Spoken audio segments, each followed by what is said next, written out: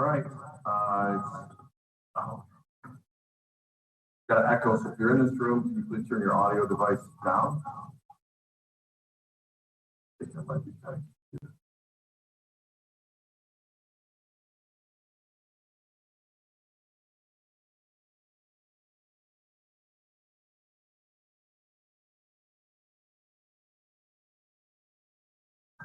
Okay, I'll call the regular meeting of the special meeting of the Orion Township Board of Trustees to order.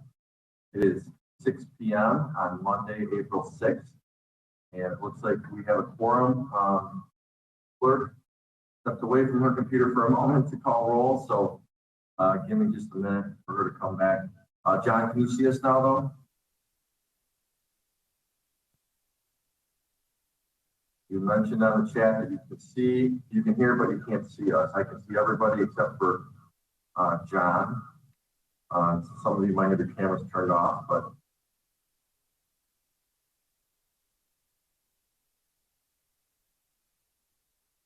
no. Hear you, John. Can you see us? But you can't see anybody, but I got all the windows and nothing in it. Why don't you leave the meeting and come back in? It worked for me before. Okay. See you in a little bit. Okay. We will have the clerk call the roll now, please. Supervisor Barnett? Here. Penny Schultz here. Donnie Steele here. Ryan Bernie? Here. Julia Dalrymple? She's here. Mike is here as well. John Steinwell. He's here. He's just rejoining us. He's here also. All members are present. Thank you. If you can turn the volume down on your machine because we're getting the echo. Thank you. All right. So as you all are aware, we're here for a special meeting of the Orion Township Board of Trustees, a workshop regarding our public safety millages. We did add a couple additional items as well. So I sent you an email. I will show things on my screen for you to see if you would like as we go through the agenda items. But we did not have approval of the agenda, but I'd like to just ask that we do that. Would someone move to approve the agenda with the addition of the friendship? I move to approve the agenda as amended. Support. So it's moved by Penny and supported by Brian Bernie to approve the agenda as amended. I muted your mic, Penny. A little reverb, but we're good there. John, you're back. We just moved to the approval of the agenda, which included one additional item that I emailed to the group today, which was the Friendship Park well repairs. Can you hear us, John?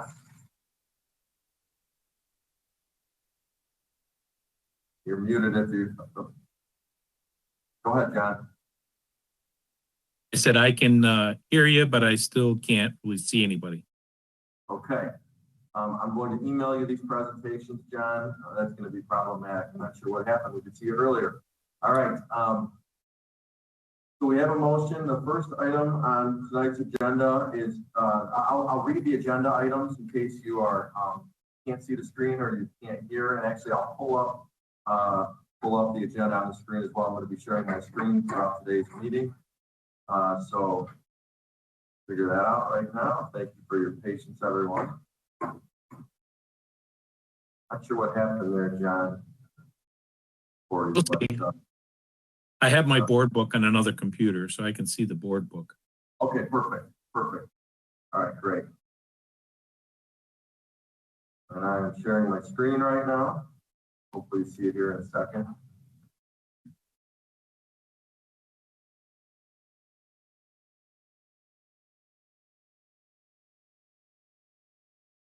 Okay, so here's tonight's agenda, and as you can see, we did add emergency well repairs at Friendship Park. We're going to go through this, and the first item on tonight's agenda is the police millage. So actually, the agenda item on our website is actually older. We changed the order, so the order tonight is the police millage is first, then the fire millage, and then bill payment report, approving budget adjustments, and then approving DPW cleaning services, and then the Friendship Park well repairs. So with that, I'm going to start. I'm going to turn on the PowerPoint for the police millage renewal. As you are aware, and first of all, let me just say some high-level stuff. We appreciate everyone's patience with us as we navigate these new waters. Our team has been working remotely, has been doing a phenomenal job. The township directors meet every day at 9:30 in the morning. And then each team is meeting individually. Outside of that, each director is meeting individually with their individual teams. So I'm really proud of the work that everyone's doing, and thank you for our first meeting that we're doing virtually. There'll be several more of these to come in the near future because it seems like we were going to be in this mode for a while. So that said, I'm going to put the PowerPoint on my screen. Hopefully we have people watching us from home. As you are aware, our police and fire villages are set to expire. This is the last year we're collecting on both of them. And so tonight before us, we have presentations from Lieutenant Toff from the Sheriff's Office, who's our substation commander and has been almost 9 years, as well as our Fire Chief Rob Duke. So as mentioned, we're going to start out with police presentation. And so I'm going to turn it to Lieutenant Toff.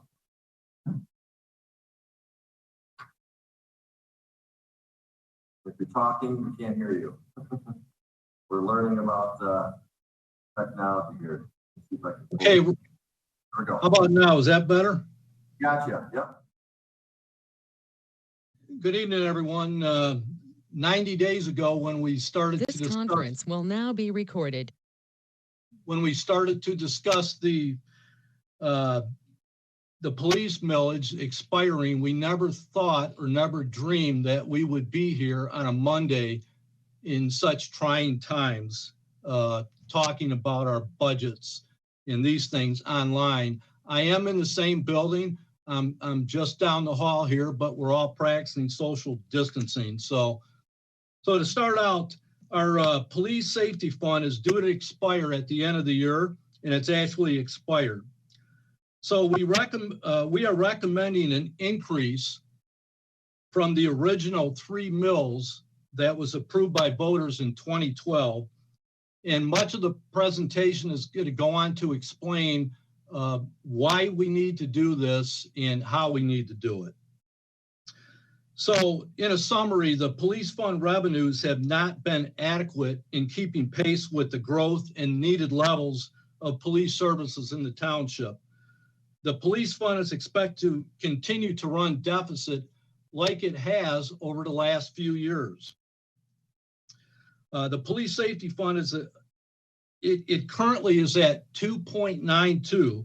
So it started out at 3 mills. It's now down to 2.92, and it will continue to erode due to the Headley rollback effect, causing staffing reductions at a time where Orion Township is actually growing.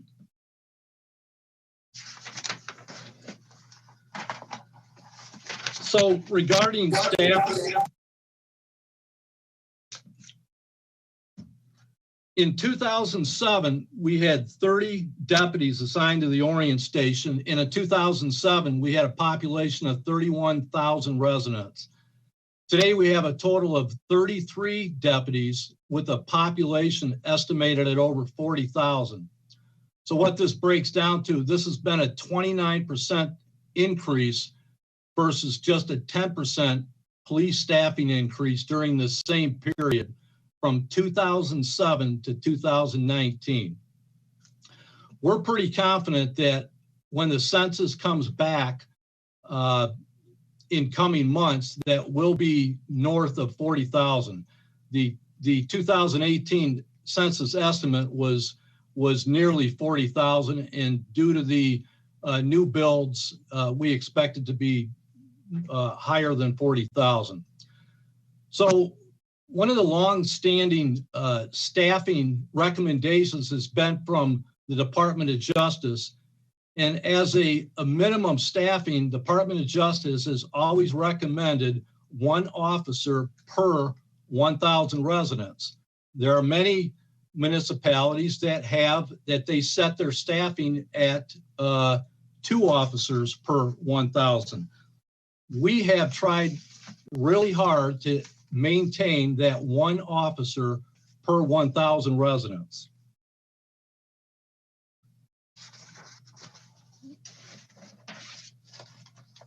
Just to give you an idea, the chart that you're seeing on your screen right now represents the population. It starts out in 2005. It represents the population, the 2 top lines, and the Department of Justice recommendations. So you can see that in 2007, we were getting very close to the Department of Justice recommendation of one officer per 1,000. But due to the economic downturn in 2011 and 2012, we had to do layoffs.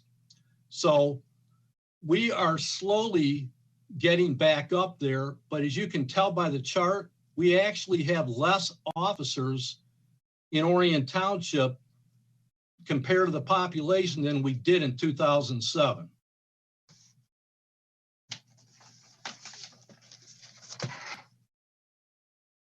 You can shift there you go. So one of the major factors that we factor in for staffing levels is demands on police services, and obviously those would be calls for service. So in 2007, we're going to use the same time period. In 2007, we responded to 13,787 police calls for service. In the last year, in 2019, we had nearly 19,000 police calls for service in order to keep everybody safe. So looking at that same time period, this is over a 37% increase in demand for essential police services during that same time between 2007 and 2019. I send out a weekly police summary in our township board, and it's on our website so everybody can see it. But you see every week that we're averaging about 400 police runs every 7 days, or about 1,600 every month. So what this boils down to this, and this is really important, the police calls for service in Orion Township, nope, don't back up yet, Chris. The police calls for service in Orion Township have been very consistent. Over the last 20 years, they've increased 4 to 6% each year, and it's a very predictable factor. We have all the data that goes back. Even in the years with the downturn, when things slowed down, we were still between 4 and 6% increases in calls for service. Now it's a good gauge. And here's a bar chart right here to show the increases from 2007. And you can rotate, Chris. So during this same time period, police services has still done an awesome job, even though our staffing levels have not kept up with the recommendation from the Department of Justice. You can see that we've actually reduced the crime stats or the crime reports, but that just tells part of it, okay? We've had a great strategy by sharing resources, the auto theft teams, the drug teams, and some of the other services that we share with the other communities, but the calls for service have still increased with our population.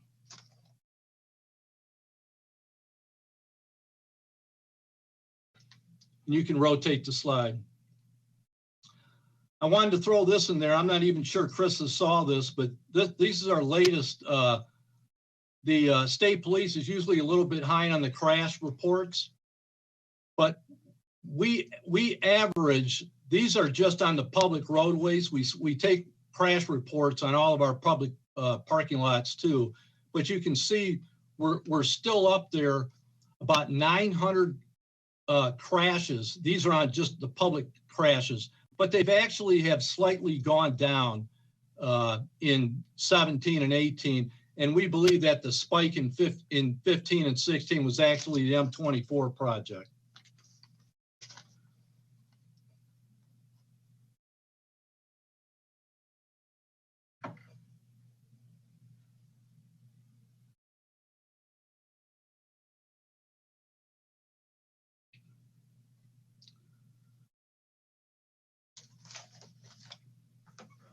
So we're getting back to the fiscal portion of the presentation here. So in 2012, we voted in a 3 mil millage. And when I did that presentation in 2012, we knew that 3 mils was going to be marginal. And if you look at the chart, it was neck and neck all the way from 2012. And you can see where we've actually have had a deficit as we've gone up through the years. It's been neck and neck. We've reduced a lot of the costs. We've reduced the overtime and a lot of the things.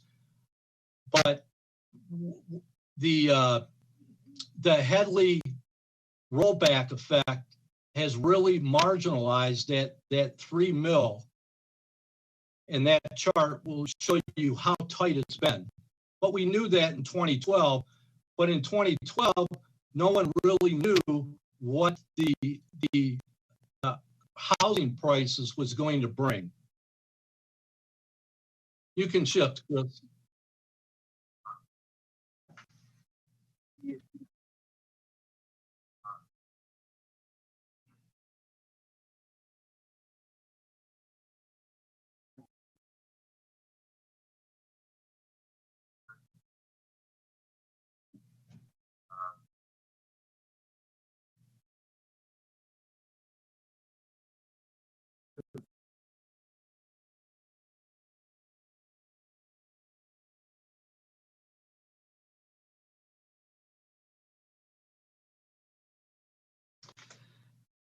And that's what the next slide shows. The county and our treasurer Donnie Steele actually provided this, and this was an eye opener for me too. I actually looked at one of our director's tax statements, and I was a bit surprised to see that his property was actually taxed in 27. It was less than what that's actually being collected today. And that's what the graph actually shows in front of it here.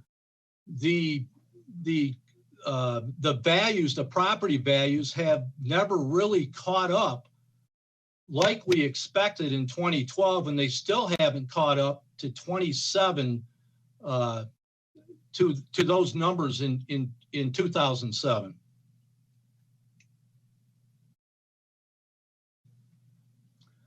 I don't know if anybody has any questions. I mean, jump in there if I'm running along too fast. Let me know. Okay, for now, Dan, why don't you finish and go through your recommendation, then we'll circle back to questions. Okay. So after we looked at where we were at, how much revenue the police fund is generating, and what we expect in growth in the next 4 or 5 years, we're recommending a $500,000 increase from the 3 mils. In other words, we're recommending a $3.5 million increase. Now, we discussed this possibly pushing it out to 6 years. That is not critical, but the $500,000 is critical to provide appropriate police protection in the year 2024. If we do not increase the millage, we will end up reducing staffing in the next year. So we need to increase uniform patrol staffing from 23 deputies to 29 deputies by 2025. This will result in a total of 39 deputies total. That includes myself. That's the command staff that's the detectives, that is everyone. That's the deputy chief and that other lieutenant and all those sergeants.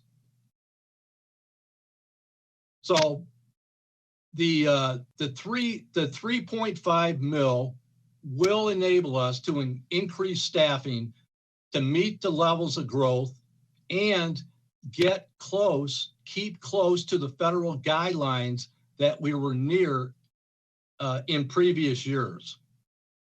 So I think what was huge is that in 2012, we just did not know what the values were going to bring in as far as revenue. And I think that's why that decision was made in 2012. You can advance the slides. Unless there's some questions right there.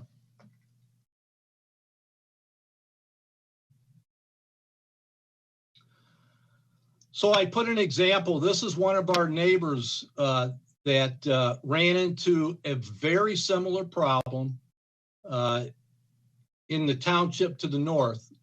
And I included, this is their millage that they did last year. The numbers are a little bit different, but they're very similar to what we're experiencing in Orion with police protection.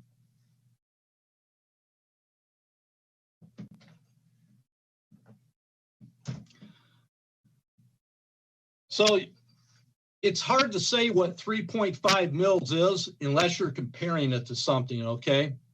And how much per resident, how do we compare to other townships in cities or our peers around us? And this is a chart that Munitrix actually just put together for us, and we borrow it from them. But you can see where we stack up as far as on the far right of the chart, you'll see what that number is. So that number, that $120 that you see, that's our complete police fund divided by the population. So you can see by that number, we are one of the most efficient townships for police services with our comparables. In other words, townships with similar populations. And some of these are our neighbors.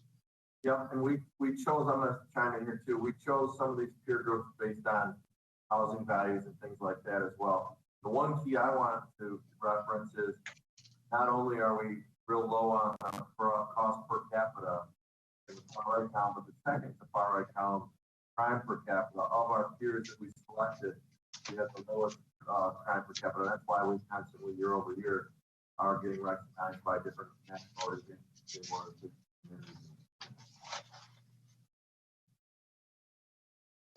Hey, Chris, I wrote in a couple of notes on that previous slide. Can you back up just a little bit? They weren't able to do this for us, but I did add a couple of notes here. If you go, no, at the comparisons, the peer group, if you look up to Commerce Township, I know the print's kind of small for us on these screens, but Commerce Township is nearly identical. They have 39 deputies. Grand Blanc Township has 43. And the closest one is Independence, and they currently have 35 deputies, and they're slated to get a couple more positions. Those are the ones that, and a couple of them they're all up around the Department of Justice recommendation of 1 officer per 1,000 residents. Now, I actually found some of the cities on the south end of the township, Madison Heights, they have a population of about 34,000, and they recommend, they staff 2 officers per 1,000 residents. That was it, my only comments on that. So these are some of these are the past contracts that Orion Township has with the sheriff's office, and you can see, you know where we're going to be in 2021. It's not going to change that much. You can look back at our costs. This is for the last, 9 or 10 years. The rates have been under 2%. So in the next couple of slides, what we used is 2%, because that's really what the county, they like to say, hey, if you use 2%, you're going to be right in there. But one of our board members asked, what was that 0% increase? What's that all about? There was no increase at all in 2016. Those were the contracts. And in fact, in 2017, the contract rates actually decreased by 2.15%. So that's where we come up with, it's under 2%. That's where we average per year. And that includes cost of living, that includes the healthcare costs and everything else. So I had Ashley. Ashley was kind enough to include just a real high-level millage rate chart right here, so you could see, what 2.025 generates in 2020, what it will generate in 2024, and then she extrapolated it out up to 3.5. Now she used 4% though, and we don't know what it will be. These are some real trying times we're in. We don't know what it's going to be. That 4% that she used is actually based on the last 4 years. So that was it. I have a couple other slides I think I inserted after this that may not have been in your, no, that was it. That wasn't in your board packet. So that's it. I guess it's time for questions and clarity and comments. Thank you, Dan. Thank you, Lieutenant Tuck. We'll open it up to questions, and Donnie. Okay, other questions? Feel free to, we'll do this the best we can. And if you want to raise your hand, that's easy. You can unmute yourself, or I can unmute you if you can't figure that out. Any questions from Lieutenant Toss? So high level, we're just collecting roughly a little under 3 mils. When it was approved by the voters 4 years ago, it was 3 mils. Rolled back to close to 2.9 right now. Lieutenant Toss is recommending a 3.5 millage rate to do exactly the things he just mentioned to us. Yes, John Steinwell. I had a quick question. I think in the presentation that's in our board book is different than this one. I just want to double check it. It was on the slide, Chris, for recommendations. Okay. And I believe, keep going back, I think. Keep going back, it's a ways back. Right here. So the one that's in the board book, you were going to increase to 27 deputies by 2020, and this one's 29. 29 seems to be, to me, probably more correct than the 27, right? Right, and that was one of the errors that we found along with one of the bar charts, John.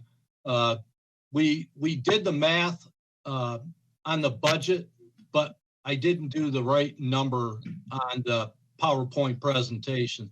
This should have been 29, and it was corrected this morning, in fact. I think if we get this updated presentation, Chris, in the board book, it will help. Because there was some other stuff in your addition slides. And then just one more comment is what I'm seeing is all this quote unquote new home building. It just doesn't seem like the rate of increase from how many people we have and what does that mean for calls for service when the police department is really keeping up? You know, like the amount of taxable revenue that we increased because of the more number of homes. So I think adjusting the millage rate to more match with that is better. One of the things you're going to hear me say both times, and I don't know that it's, and by the way, Dan, I got your message. Hopefully my mic is better. Can you guys hear me okay? Okay. Thank you for that feedback. There's a text box you can text as well. And if anybody from the public is on, you can text questions as well. Here, we'll try to read them. Also, we have a board at oriontownship.org email you can send questions to. Not for tonight. P. Schultz at oriontownship.org for tonight. It's Penny's email. I do have access to that. We could get it if we need it. Anyway, long story short, not that we want to do this, but to address your question, John, I sort of asked the same question. And I think part of that we're seeing in the rollback is why we're not seeing such a large increase in the revenue based on the new home starts. But let's just say that we do agree to the 3.5 millage rate, and it does get approved. You know, that's the maximum amount we can assess each year. That doesn't mean we have to. And again, I don't want to make anybody think that we're going to not assess that. But also, if we find out that the tax rolls are, you know, if we're collecting more than what we anticipated based on the growth in the community over the last few years, we certainly can adjust for that. As you can see from this chart, our goal for police for the millages is to spend what we collect, not to build a huge nest egg. We want to basically cover the cost to provide public services, in this case, police services to the residents of our community. So do you want to add anything to that, Dan, or you agree with what I said? We've talked about this a bunch, so.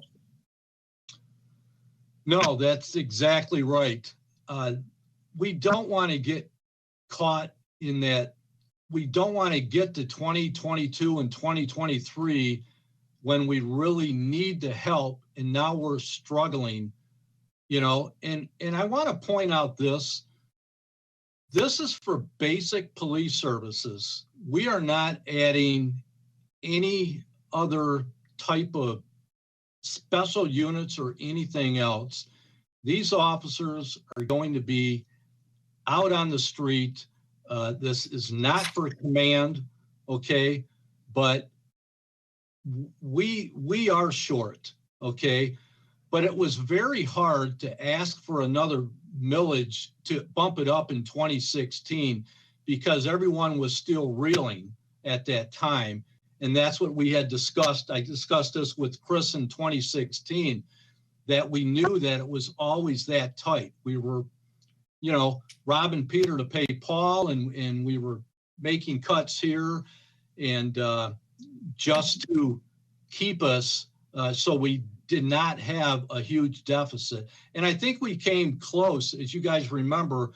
You know, we came close many years. You know, we were maybe a couple $1,000s up or a couple $1,000s down, but it took a lot of effort to get there, and then still, you know, get the, you know, the same type of accolades in all of our crime assessments from the state and federal government as far as our crime rates and things like that. And I'm going to jump in here, and just for comparison's sake, and this is a really good example because this is maybe a little bit higher than a normal than the average house, but it's really close. In Orion Township, I'm not going to name the person, but we used one of our own employees' house that they've lived in Roundtree Sub, and in 2007, this person, a resident who happens to also be a township employee, paid $218 for police services in 2007, $218. This year, they're paying $270. So that is a $52 increase over 12 years, $52. So that's, you know, if you're like me and you want to do the math, that's you know, obviously less than $2 a month if you break it down by the day, which is maybe kind of cheesy, but that's, yeah, so it's a very minimal increase. If we decided to go forward with this new proposal, that person's tax bill for police services would go from $270 to $325. This is an actual calculation. So $325, that's a $55 increase. So it's about 15 cents a day increase if you want to do it like that, or less than $2 per month, to go from 2.90 to 3.5. So that's just a good comparison. Obviously, the reason that there's only that small increase of $52 in more than 10 years and 12 years is because of this big dip that's on the screen right here. And obviously, here's the 2007, 2006 was actually a little bit higher. We picked 2007 because that data was readily available, and you can see where we are all the way out here. We're just finally eclipsing where we were in 2007. So, just a comparison. It's you know, some people are curious how much this is costing the difference. So, any questions? Mike Flood, your hand's up. Go ahead, Mike. Can you hear me okay? Perfect. All right. Being on the board back in 2011-12 there on this chart, because of the 2008 economic downturn, I myself and this whole township probably went down over 30% of our taxable value we lost. So the 1% in 2012 was just to get back up to where we could break even, and we laid off 5 deputies. It wasn't until just recently, within the last year, we've got back to our 2008 staffing levels. It took us that long for the last, 8 years to get back to our 2008 staffing levels. That was the main reason for that increase, was to make up for that 30% drop. This chart's a real good one. I'm just like you said, I'm still underwater with the township on the taxable tax, which is good for me. I pay less taxes, but I still want the services I still want. And it's probably going to be, I think, Bob Dadow from when he used to work for the Brooks down at the county, he said it would be to 2025 before we got back to our taxable values that we lost during 2008. So it took almost 17 years, but we're only getting it back 1% every year because of the rate of inflation. One other thing, I got a couple more things. During that time period, one other thing we did too, since 2000, let's see, the school year 2011, 2012, the Orion Community Schools stopped paying for the school police liaison at the high school. And the township board at that time thought that we needed a police presence in there to protect those kids. So we took that money out of the general fund to pay for that deputy. Subsequently, since that 2012, that deputy is being paid for the high school solely off the Orion Township police dedicated millage, not from the school taxes. Not 1 penny of school taxes goes towards that high school liaison. That's done by the Orion Township taxpayer. And in the year since the school year 11-12, $1 million has gone to pay for that deputy to protect our kids in that high school. And I don't know if the general public really knows that. Subsequently, what was it, last year, they came back and they wanted to reinstate the middle school deputy, and now we pay a 50-50 on that one. So overall, we pay 75% for the police protection for those kids in our community schools. One more thing, on doing the millage, if we want to get back to 3.5, technically speaking, we have to have a 0.58 increase to get to 3.5. Currently, we got 2.92630. So if you do the math, it's 0.58 would get you exactly at 3.5. The technicality there. Yeah, Mike, what we would be doing is we have 2 options. We can either renew a millage, which would be just exactly at what it is, whatever Headley rolls back, which I think those numbers just came out today, or we can do a new millage. So we would be, what we're recommending, what Lieutenant is recommending is we do a new millage at 3.5 mils. That's what it would be called. It's similar to what other communities have done around us recently. So it would not be able, and Dan, am I correct in saying that? It would not be a renewal in any form. It would just be a new millage. That's right. Yeah, it'll be titled as a new millage. Got it. Go ahead, I Mike, think back to you. the county rollback for us is just under 1 mil. Okay, Dan, did you have your? I'm sorry. Thank you, Dan Kelly. Lieutenant Toth, it looked like you had your hand up. Yeah, I don't know if I jumped on Mr. Flood, but one thing that folks should be mindful of is that the 3.5 mil will begin to roll back again. So after 4 years, it's not actually at 3.5 again. It's fell back down. That's another factor that we often forget about. And that's what we said in 2012 too. Sorry, get my hand in here. Go ahead, Mike. Well, if we're gonna go for a brand new mill at 3.5, would it be to go 6 years instead of 4, so that our fire and police aren't on the same ballot every year? Yeah, actually, the proposal is actually for both right now. What's going to be recommended tonight is both of them to be 6-year. Oh, so So we it's should be in all- the same time frame again. but still, Yeah. Here's my thought on that. There are communities around us that have police and fire millages in perpetuity. Auburn Hills, for example, it's allowed by their charter. It's not by the township. But there's townships with 10-year millages. I mean, here's the thing. If you look at the chart that's on the screen, we know our calls for service are going to continue to go up as everyone around the county has. Southeast Michigan, we know what our costs are generally.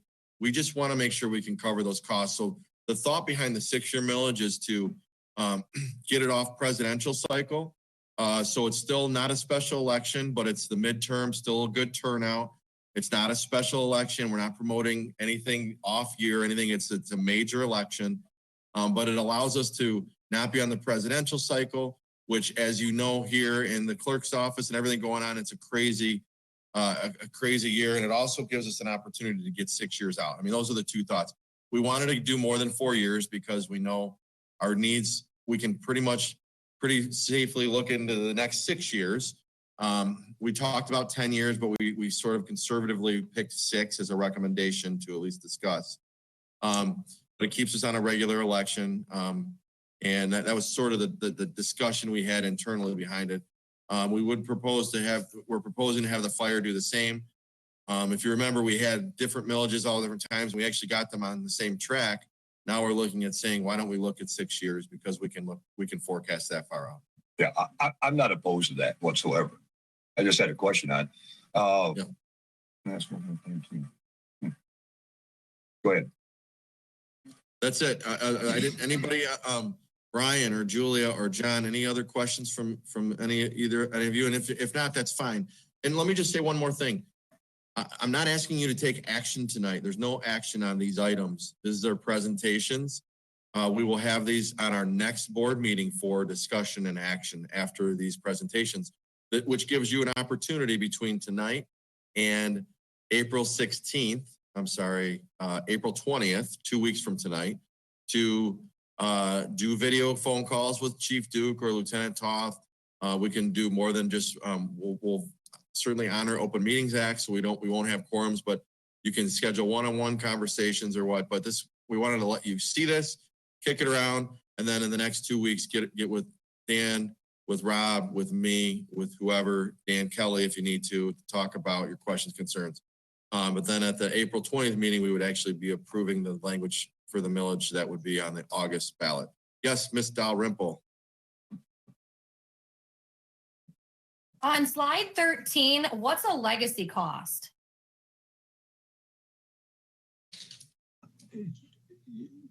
Julie, what that is when I refer to the legacy costs, I refer to for the deputies, for the contract. And that's a very good question, because a lot of people get confused by these contracts. In other words, the numbers that you see per deputy are all inclusive. This includes legacy costs would mean their retirement. So everything is inclusive. It's their complete retirement, all the insurance and liability. So when we refer to the legacy costs, that's not always the case with some contract, that there's, you know, municipalities may pay forward with legacy costs for decades due to retirement programs. So we are paying one price all in. We don't have any legacy costs. We have no unfunded mandates.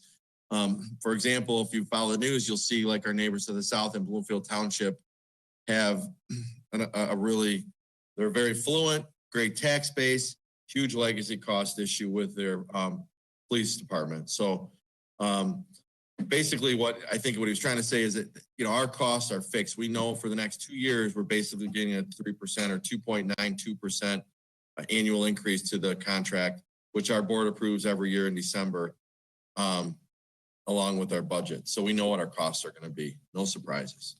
John, go ahead. It's a general question. It relates to this. It's just our, you know, our different millages and what we collect. Wasn't somewhere in there, didn't we lose some of the business tax? And that's in the actual revenue we're collecting. I'm trying to remember when that got changed, what year that got changed, but we basically started collecting less from the businesses because I think what their Personal property tax. personal property tax was reduced to zero, wasn't it? Or pretty close to? In most cases. Yeah. You remember what year that was or when that started? It started in 2014. Yeah. Okay. Okay. Any other questions on the police village proposal? I'm looking for hands because I'm scrolling and this is a challenge. Oh, go ahead, Mike. A couple things. For the public, this is basic police essential services. We're not asking for anything that we haven't done for the last 40, 50 years in this township. It's no fluff here. One thing on those contracts, every community in Oakland County that contracts with the sheriff's department, we pay exactly the same amount per deputy as Independence Township, everybody else. And that's all goes through the Oakland County Board of Commissioners. So everybody's paying the same across the board. And one good thing too is the sheriff's department covers all our insurance liability. That's included with it. And the Lake Orion Village Police Department has a huge legacy on their department. They pay lifetime benefits. So they're part of like West Bloomfield. And lastly, the DDA and the CIA, well, the DDA collects money on all our millages. And I noticed the library, when they just sent us their last budget, they were requesting to get out of their DDA funding for the village. But it's kind of ironic. We took the CIA, you know, so we could create that. But if you look at those police reports, those weekly police reports, most of our problems are down on the southwest corner of the township there at 75 and Baldwin. What's the name of that shopping center there? Orion Commons or something right there where Coles and all that's at. You'll see they're in there 20 times a day. So it's kind of funny here. We were having to spend all those resources down there policing that area, and they're taking a pay cut. But that's it. Baldwin Commons. Baldwin Commons, correct. Yeah. We almost need a mini substation down there. Chris is freezing us out.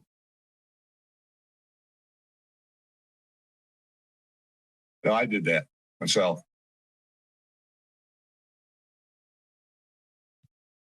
Can I'd like to jump in. If anybody has any questions, send me your questions and I'll be more than happy to, if I need to clarify anything or provide any more information, be more than happy to give you whatever you need to help out.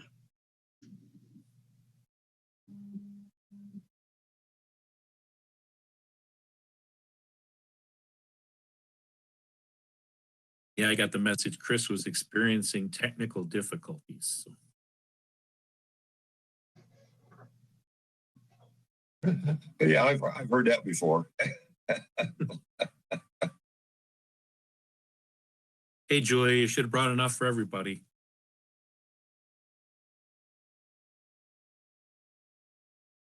It's just the bottom of a bag of chips, nothing too exciting, sorry. Hey, Lieutenant Todd, can you hear me? Absolutely. Hey, if you need anything, you need any help on anything, just give me a shout. I'm more than willing to lend a hand. Yep. We really appreciate it. It's interesting times, and I forgot all about all the effort that we put into the schools over the last 3 or 4 years. We've had so much discussions on active shooters and keeping our people places safe. It's now we're doing just the opposite. We're all at home and all those buildings, but we will get through this, and we will be back in our schools, our shopping centers, our theaters, and all those places that we take a lot of pride in protecting: churches, schools. Hey, Lieutenant Toth, just quick question for you. When you're getting or putting these proposals together and presentations and things, do you have to get them approved through the sheriff, or is this something that you can just do on your own, that you have the freedom to be able to put these numbers together, presentations, et cetera? Well, I do share, obviously I do share that is my command staff. And the sheriff has 13 different, stations, in cities, townships and cities. So we do all work together. Matter of fact, I was on the phone this morning with Commerce and Independence and Rochester Hills too.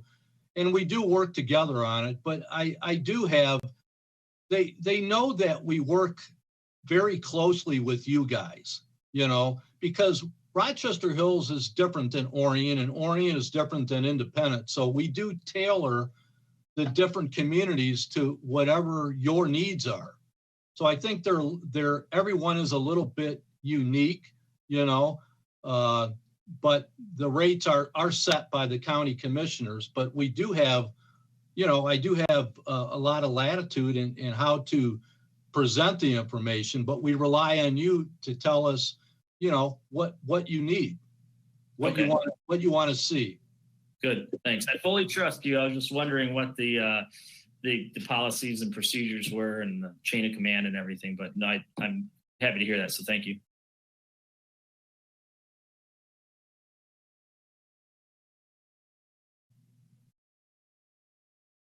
Chris is still out to lunch.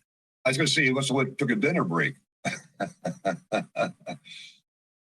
Hey, Dan, I got my grandfather's Sheriff Irons police card I want to give to you. That's Sheriff, yeah. That's a piece of history right there. Yeah.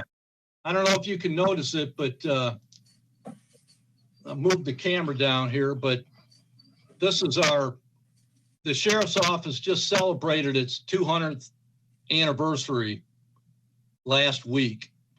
Obviously, we have priorities going on right now. There wasn't a lot to do. I'm sure you'll hear more about it, but yeah, history is important. Yeah, well, he's one of those 3 deputies that was first hired by the township. He's on their picture down there on the wall. Yeah. Yeah, I think 1958. So what's that been? 52. 52, I meant to 52, say. Yeah. Yeah, he had a black and white Oldsmobile police car, personal one, red gumball machine on it. Yeah. I remember Frank Irons sitting in his kitchen table one time when I went over to his house. And he's sitting there talking to each other. Yeah, I just got a text from Chris that they lost internet service for a little bit, I guess. What did we do not? So. What we didn't pay the bill?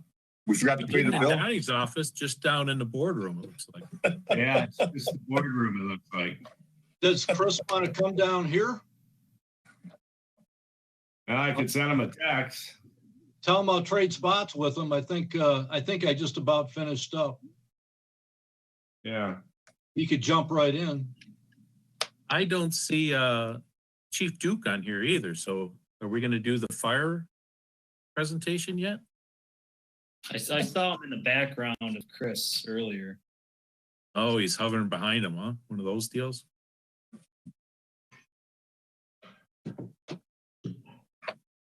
How Donnie's is working. Yeah, that's what I don't understand. Although, where is? Well, it's because we didn't get to pay him. Donnie's in the boardroom. No, yeah, she is, isn't she? Yeah. Oh, no, she's upstairs. Wait. Donnie's in the boardroom. Yeah, she is in the boardroom. I can see the pictures there. And the Hey, camera. Mr. Stout's hanging in there still. Mr. Stout is, well, he's right here in the good old Orion Township at Scripps 24 area.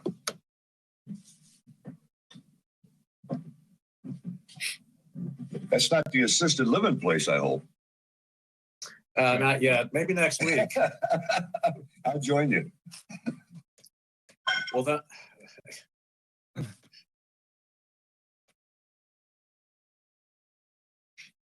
Yeah, Brian, I was going to suggest the same thing to him. If you turn on his hotspot on his phone, he should be all set. Now, LT, you know you can't invite anybody down there with you because you know you can't adequately do social distancing in the Orion substation. You mean the shoehorn? Yeah. I think it's a misdemeanor, Dan. Hey, Dan, put him in the trailer. Yeah, it's I don't know if you all heard this, but the detectives are working different shifts. We divided up. We have half of them working afternoons, and it has been a challenge spreading everybody out, doing our briefings outside. I think it's I don't a secret that we have a couple of our deputies that are dealing with the COVID-19 right now. So there's a lot to do with all that. Hey, Dan, just again, just so the board hears it out of my mouth as well, that anytime you need extra space, we have a brand new training room. We have a brand new wash bay. We have adequate room for you guys to do whatever you need to do. All you need to do is just say the word. So, and I hope that we still continue to move forward with our new build here. It's times like this that all you got to do is go down to that substation and see everybody gathering outside and inside in a trailer, wherever space they can craft just to get their daily job done. You know, while we're filling some time here, I've been just humbled by our citizens. They are coming into the station. Well, they're not coming all the way in, but they're dropping this at the door. They're making masks, and they're all chipping in to help out, to make sure that we have enough masks, because we're still going on those 400 runs a week, and we're going in to a lot of people places, whether they're medical facilities, nursing homes, and the deputies are going through the masks, you know, and it's tight. It's hard finding hand sanitizer and these N95 masks, because we understand the position that the doctors and the nurses are in. And even the county has made sure that those stay there. So, Did you guys get the millage all sorted out? Yeah. Done deal. Yeah, welcome back. There were no swear words that were said in the last 7 minutes on this side of the TV screen. Yeah, right. Okay. We So figured your internet service stopped because we haven't paid the bills yet.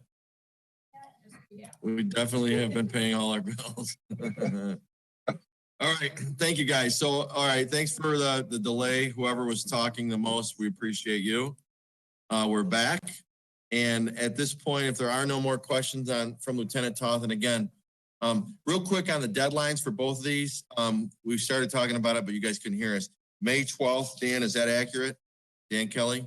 14th, I think, May 14th. 12th at 4 p.m. May 12th, 4 p.m. Okay.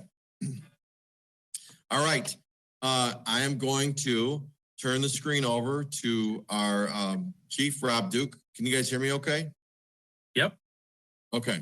All right. Thank you for the delay. I don't know, is ONTV, they're still there. Hopefully we're still recording. I'm going to turn this over to Rob Duke, our fire chief all right, good. Thank you, Ian. And I'm going to share the screen. And bada boom, bada bing.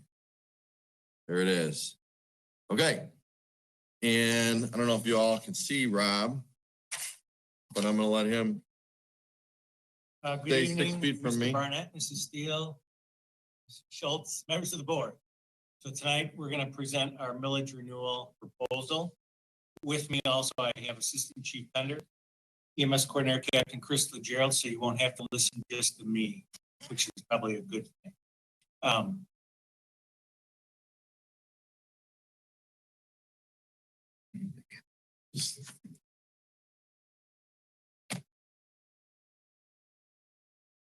Okay, so I'm going to start a little different, just by giving some definitions, kind of explain where we're at as a department. So according to the Department of Homeland Security, we are classified as a suburban fire department based on our population. On the right side of the slide, if you Google Orion Township population, Google tells you we're at 38,808. So what you have to do is follow what DHS kind of recommends. So you divide that by your 36 square miles and that gives us 1,078 population per square mile. Water supply, where we classify between 50 and 74% hydranted, land use and whatnot, as you can see. So we are classified as a suburban department. So we're going to talk about crew size, the firefighter crew size, and how it impacts our response. So we fall under, based on our population through the Department of Homeland Security, we fall under by the National Fire Protection Association standard of 1710 for a first alarm response. So according to this, we should have 15 firefighters for a structure fire. It basically just defines and kind of tells you what their guidelines are in terms of what you should have on scene. So an incident commander, pump operator, plus all the personnel. And I have a pictograph that'll show it a little bit better. The first due company must reach the scene within 5 minutes of the time it was dispatched. And the entire first alarm assignment should be on the fireground within 9 minutes. So as you can see on the left side of your screen is where we are at currently. So right now we have 7 firefighters on full time, 24/7. So what that gives us is 2 fire trucks, 1 ambulance, and the shift captain. So that gives you 7 people. Now, I know the pictograph shows a few extra people, but it was hard to kind of doctor this so we could do that. But what we would send is 2 fire engines, an ambulance, and the shift captain. Ideally, according to NFPA 1710 is what we follow, we should have 4 fire trucks, a ladder truck, an ambulance, the shift commander, and a safety officer, totaling 15 people. So you can see where it shows that 3 engines, an aerial device for a ladder truck, a rescue company, advanced life support ambulance, 2 battalion chief style vehicles, 1 being the shift captain, and then a safety officer. So that's where we should be based off of NFPA guidelines and recommendations. So the ICMA, or International City Managers Association, put out a study. And it said recently that the average American city over 10,000 population should have 1.52 full-time fire department employees for every 1,000 people population, compared to 1.39 in 1946. So based on 40,000 divided by 1,000 multiplied, says we should have a total staffing of 60.8 firefighters. Obviously, we're not there yet. But then it goes on to talk about understaffing of the fire department is a nationwide problem. So much, in fact, ICMA conducted the study to determine its effectiveness. So I'll show you what they came out with. Again, another independent study. So the study said that a fire suppression operation has basically three functions: rescuing of fire victims, working of other fire personnel for ladder, forcible entry ventilation, and then obviously the application of water. So as firefighting tactics were conducted and judged for effectiveness, having 5-person companies, they were 100% effective to take care of those needs. 4 people, 3 people, and then currently with us, with 2-person fire company, we are less than 38% effective. Again, international study, not by the fire service.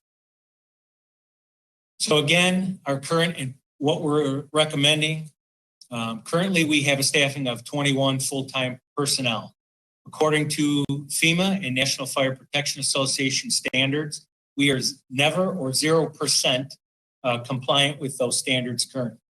So what we're proposing is to hire 9 additional firefighters.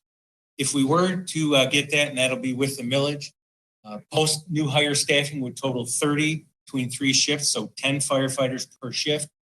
That would give us a very often or 60 to 79% compliance with the standards. So here's our current staffing model with 7 personnel. As you can see, Station 1 has 2 firefighters, 1 being a lieutenant. Station 2, 2 firefighters. Station 3 has 2 firefighters and the shift captain. Station 4 is not staffed and has not been staffed for the past 16 months. If we were able to hire the 9, post-hiring staffing would give us the 10 to meet the applicable standards of 17, 10. And you can see Station 1 would receive an additional firefighter. So you would have 3 at Station 1, 1 lieutenant, 2 firefighters. Station 2 would remain at 2. Station 3 would remain 2 firefighters and the shift captain. Station 4 would now be fully staffed with 2 firefighters. So personnel costs, wages and benefits, Deanna from Human Resource Director, she put this together for us. So this is the cost of a firefighter, of wages and benefits. The number at the bottom, the $77,991, that is because a firefighter, first 6 months is at a lower wage than they are when they are at 6 to 12 months. So they get that wage. So that is a first year firefighter would cost basically $78,000, and that is pay and benefits together. So we looked at a cost of the firefighter over a 5-year period, including the step raises that you saw back here on this slide here. So the first year, as we said, almost $78,000, and you can see it goes up incrementally, and this is pay and benefits. So the total cost of wages and benefits to hire 9 firefighters for their first year for 9 would be $701,000, and then at a full 5-year wage would be $877,000. So one of the big questions is our overtime costs. So currently, there are some things that we are mandated by the Department of Labor to pay, and that is the Fair Labor Standards Act overtime. So currently, as of Friday, we had paid 706 hours of FLSA mandated by the Department of Labor overtime. And you can see that total is $25,000. And then to break it up per pay period is $4,189. So coverage overtime, that includes vacation, sick, and PTO overtime. We've paid 1,328 hours, 41,000. Again, equates to almost $6,900 per pay period.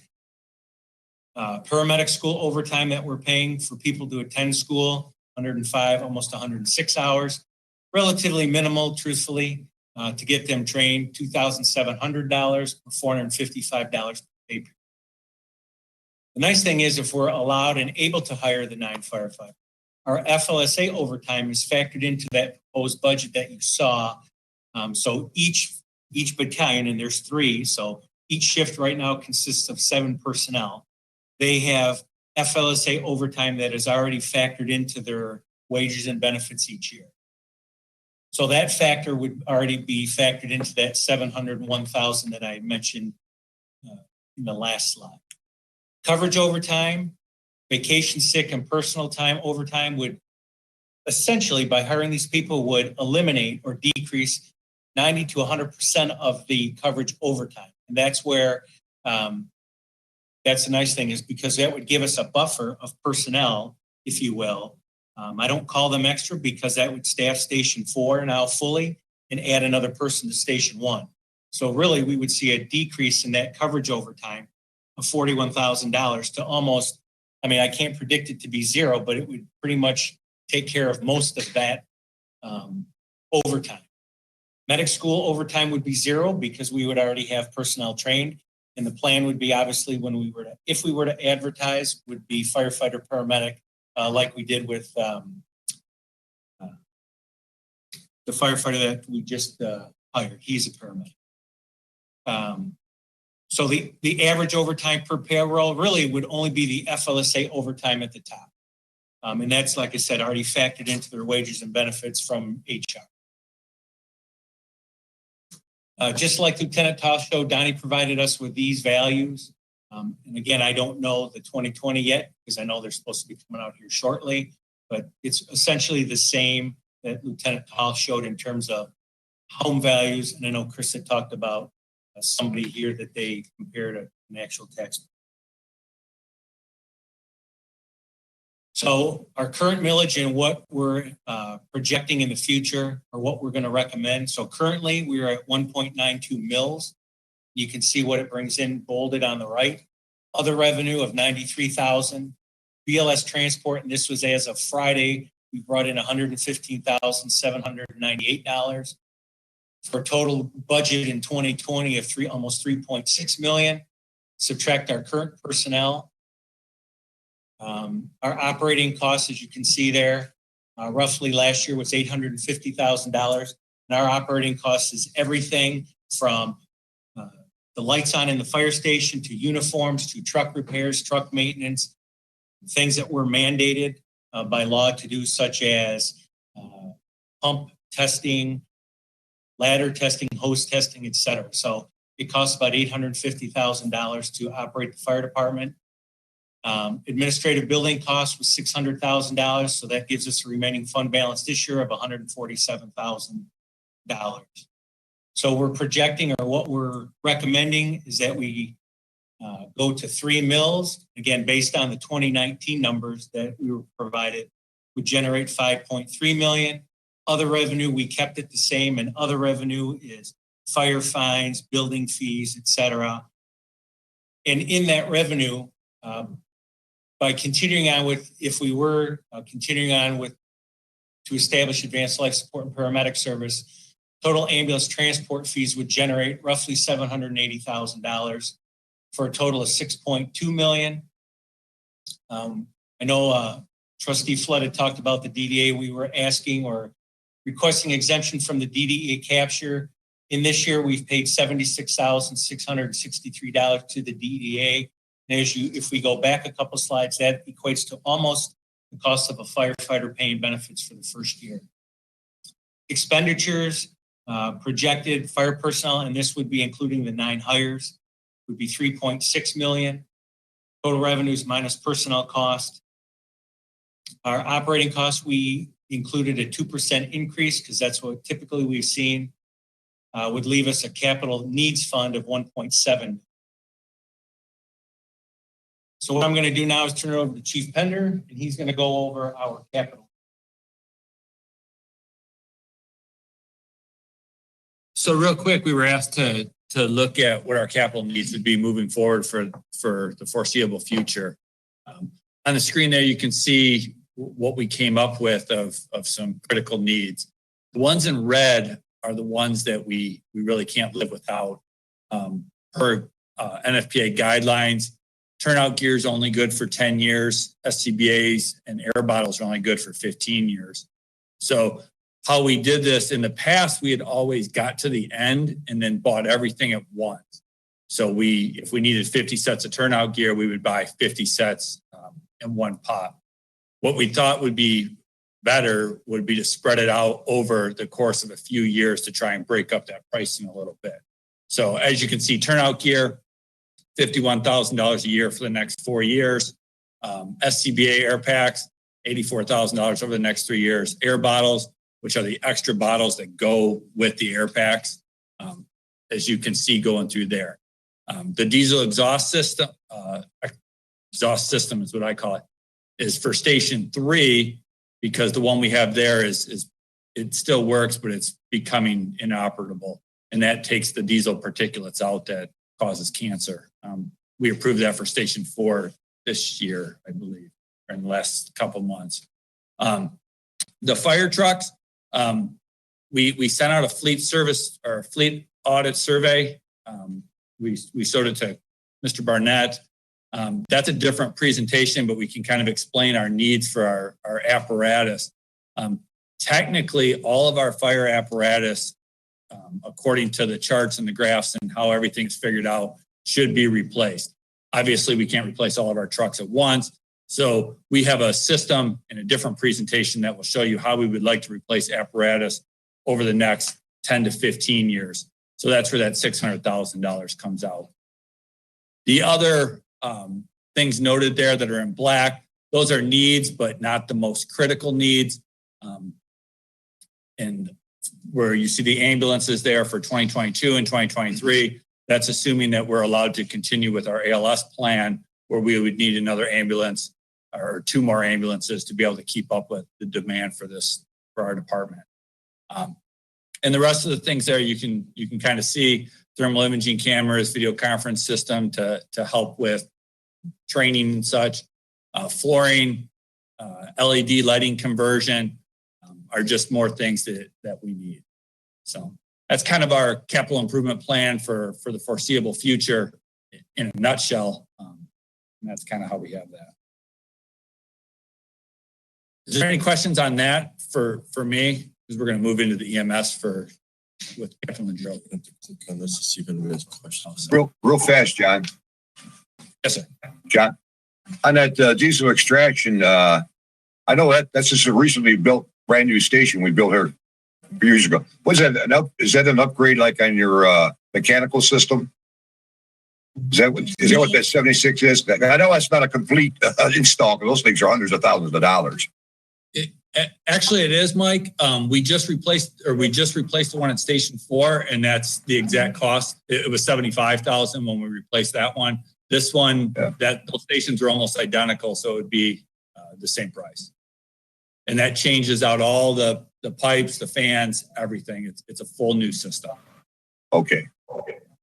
Anybody else? Go ahead, Donnie. Oh. Not going to work. John, on page 35, expenditure, revenue minus operating costs gives you a fund for capital needs 1.7. Is that what you anticipate? So 1.7 million your capital needs, but then you're improving. So Yes, that's where the funds for this would come from, is from that fund balance. Yeah, they can't hear Donnie. This is why this doesn't work great, because we can't turn mics on. So Donnie's question was about capital. Thanks for typing that, Brian. I'm trying to think of the best way to summarize Donnie's question. Capital improvements. Is this page right here? Yeah, she wants to know if that money's coming out of the 1.77. Correct.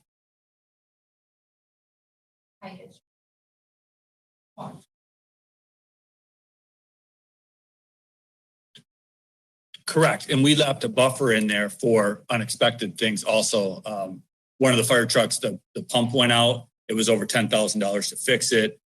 The repairs are going to start to mount up on these vehicles. And so we needed to make sure the steering went out on 2 of our trucks. I believe it was about $20,000 each to fix that until we can get the replacement plan going for those. So yeah, we didn't spend every single dime.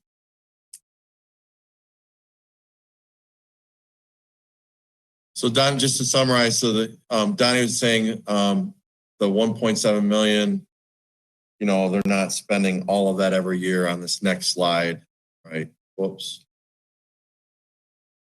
Right there, which you can't even really see that well, but on the board book, you can see they're spending a lower amount than 1.7 million each year. So then the fund balance would potentially grow. And then again, this is just a capital improvement that would allow them to have a buffer if they need it. So any you other can see in questions? 22, it goes up. John, go ahead. Just a quick question. So are you saying now in the fire trucks, you're saying they only have a 5-year life? Is that why, you show 4, which would be replacing every fire truck we have, space, and then in 2026, you're starting over? Is that the cycle now? No, the 4 would be the 4 frontline fire trucks. And Okay. then we would start to right size our fleet. So we're proposing to get rid of 2 of them.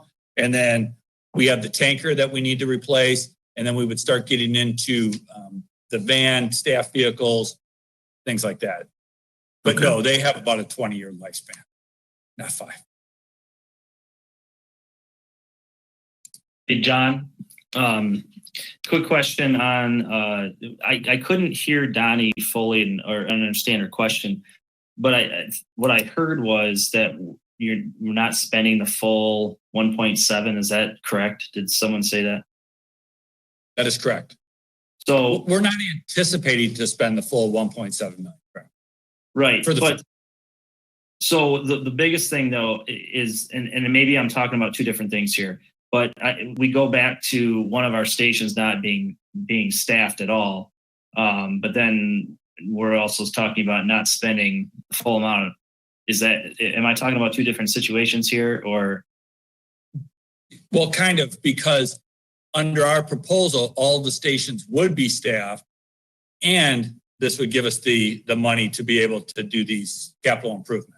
Okay, because I can't see the bottom of the presentation, so it's kind of hard to understand. Because there's I don't know why that's doing that. I can't get rid of my.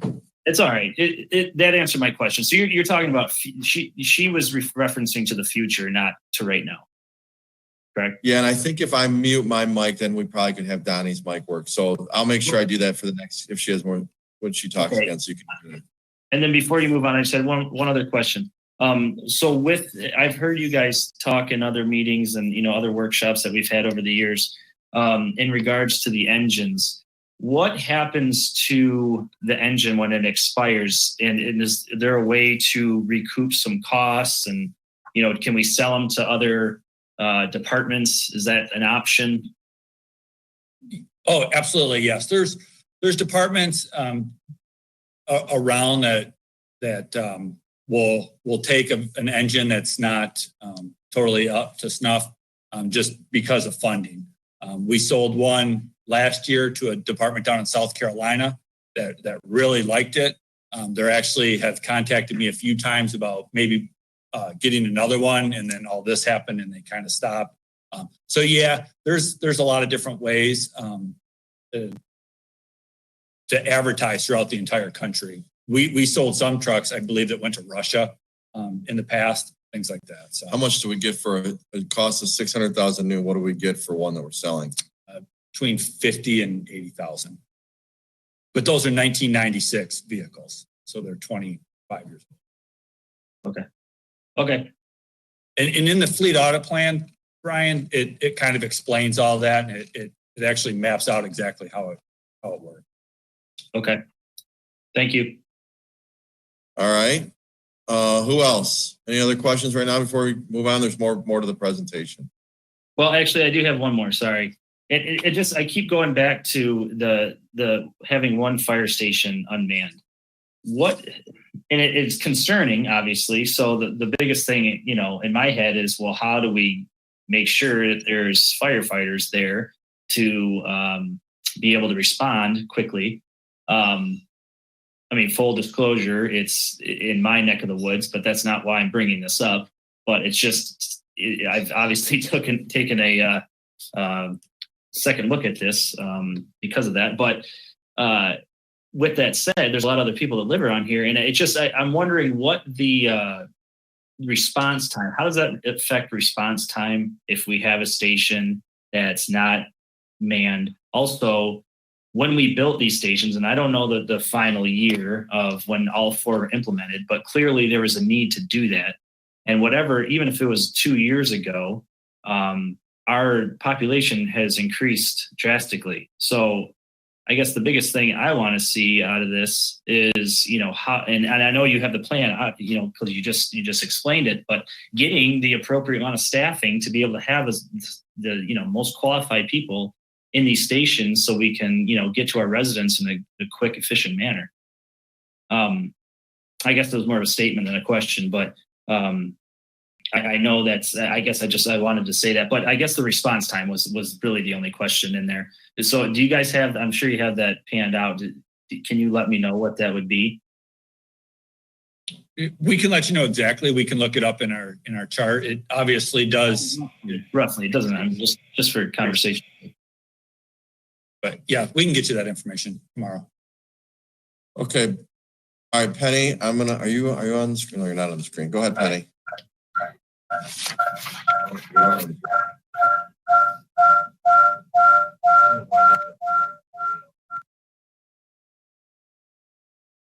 Ready? Yeah. Okay, so I had two questions and they may be for Chief.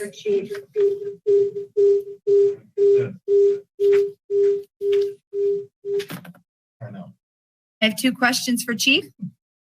And going back to the slide with the ICMA study, and currently we're less than 38% with two-person fire company. Correct. Because when we send, Closer, Rob, so you can. for instance, if we have a fire in Station 1 there right now, there's two people there. So they will get on a fire truck and go. By law, there's something by MIOSHA, it's a 2 in, 2 out standard. We cannot send 2 firefighters in until there's 2 fully functional, suited up firefighters on the outside.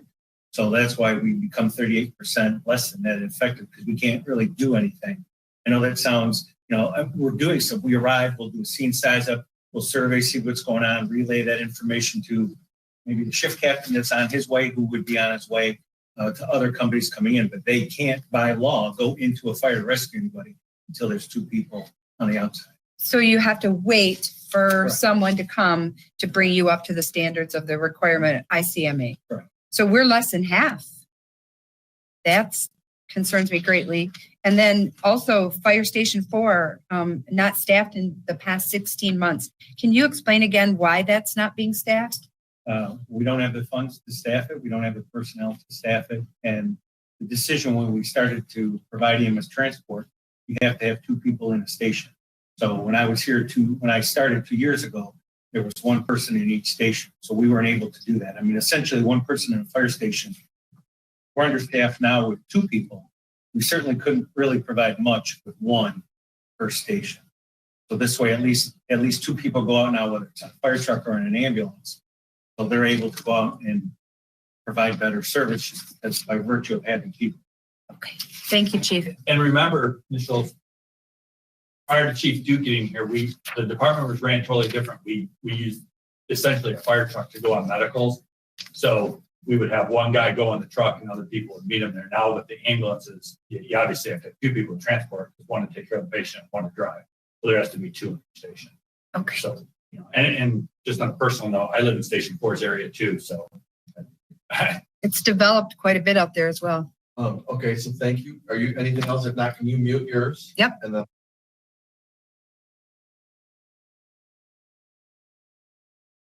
If it'll work. Okay. You guys go ahead and start. Can you guys hear me? Good. So just to back to the 4th station, is it just what other municipalities, do they also have 4, or is it usually like 2, or is it based on population, or do we, because it seemed to me that we got 4 stations because we were not a full-time fire department, and now we are, and so our scenario has switched around a little bit. So I'm not, no offense to Brian, because I live over in that quadrant too, is that, do we truly need all 4? Because I don't know how. Yeah.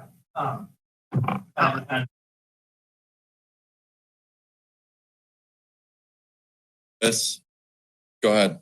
On one of the slides coming up, it shows what different municipalities around us has, but that was a decision that was made years ago to put 4 fire stations here because they're in each corner of the department or in the township. If you look in Oxford, it's kind of like in the middle and down over on Newman Road there. So it's just kind of how the population works out, how they're set. It's, everybody's different. Some places have a lot, some places have, Addison has two that are on the same road. They're just right down the street from each other. So the way our department was set up years ago was that there was going to be one in each corner. And originally, and I think Mike Flood and Penny would probably remember this, we'd actually talked about doing 4 outstations in each corner and a big central station right in the middle of the township. Was at one point was kind of what the plan was, but that goes back 2 chiefs in 20 years. So yeah.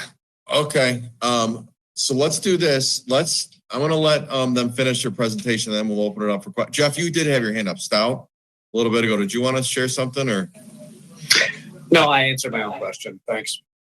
Okay, let's let them finish their presentation and then we'll open it back up for lots of questions. Who's next? I'm gonna share the screen. So Captain LeGerald's going to kind of talk about ALS and what we would like to do for that. All right, just make sure you're centered when you sit down, Chris, and I'll turn this off. There you go. It's good right there. Good. Now you should be able to click to, there you go. So our current model right now that we have is 3 Bravo units in the township, and those are at stations 1, 2, and 3. Our current model that we run with the 3 ambulances at the 3 stations is 2 firefighters at each station. If we were to implement ALS today for those 3 units and 3 stations, we would have to purchase equipment. EKJ monitors, 3 of those, 1 for each rig, 3 drug boxes for the ambulances, which is an APAC and a drug box, and then EMS supplies. Those are the items that we have to add to the ambulances currently to be ALS compliant for the county and the state. So that totals $111,000, $111,546 to do that if we were to do this tomorrow. We have to order that equipment. As you can see there on the map, we're the only community in this area that isn't offering the ALS. We are still a BLS transport department. With the proposed millage increase, with the So everything around us? yes, all the communities around us are ALS transport. We are the only one, kind of the island in the middle, that's only BLS transport, which we just started last year. We've done that for just over a year. But we're working Towards ALS, yes.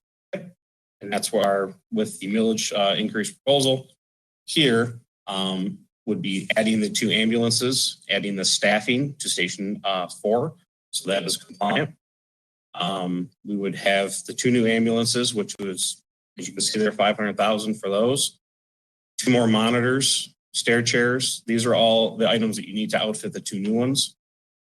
And to make everything compliant, totaling of $617,787. But with that, we would be transporting ALS and BLS patients. We would be as a kind of a cost offset of $780,540 of what we'd bring in on the transport fees. So you see, you have to spend the $617, but you have some your money being recouped with the transports. So this was a question that was asked for us, is if you were to outsource EMS to a private company. The city of Troy is one of them that does it. They currently do it. It's $23.65 per call hour. It's not actually based per call. It's the hours for a responding unit.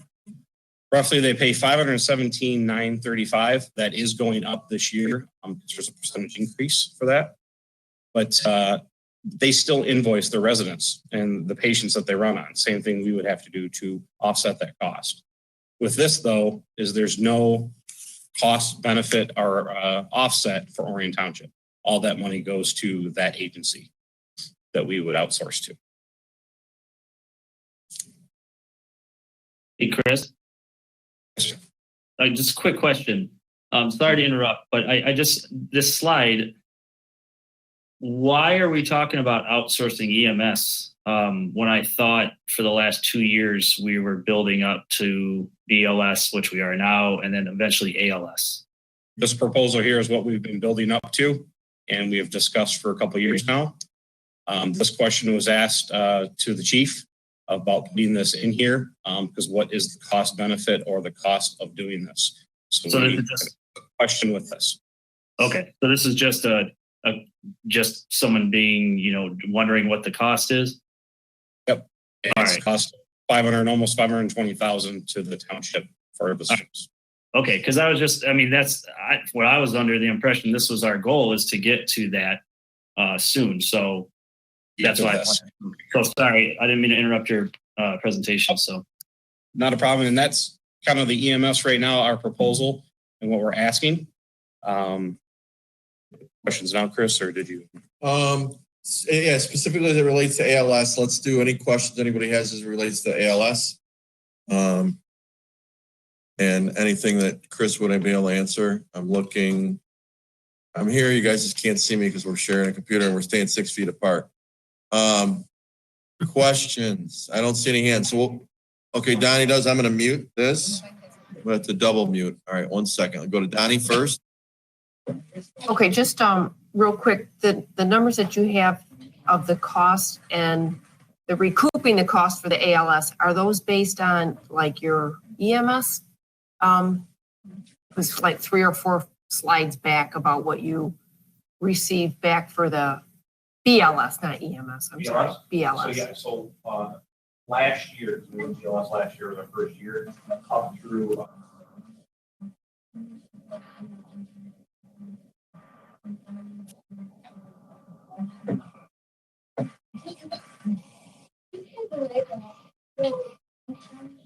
Mute him, Chris.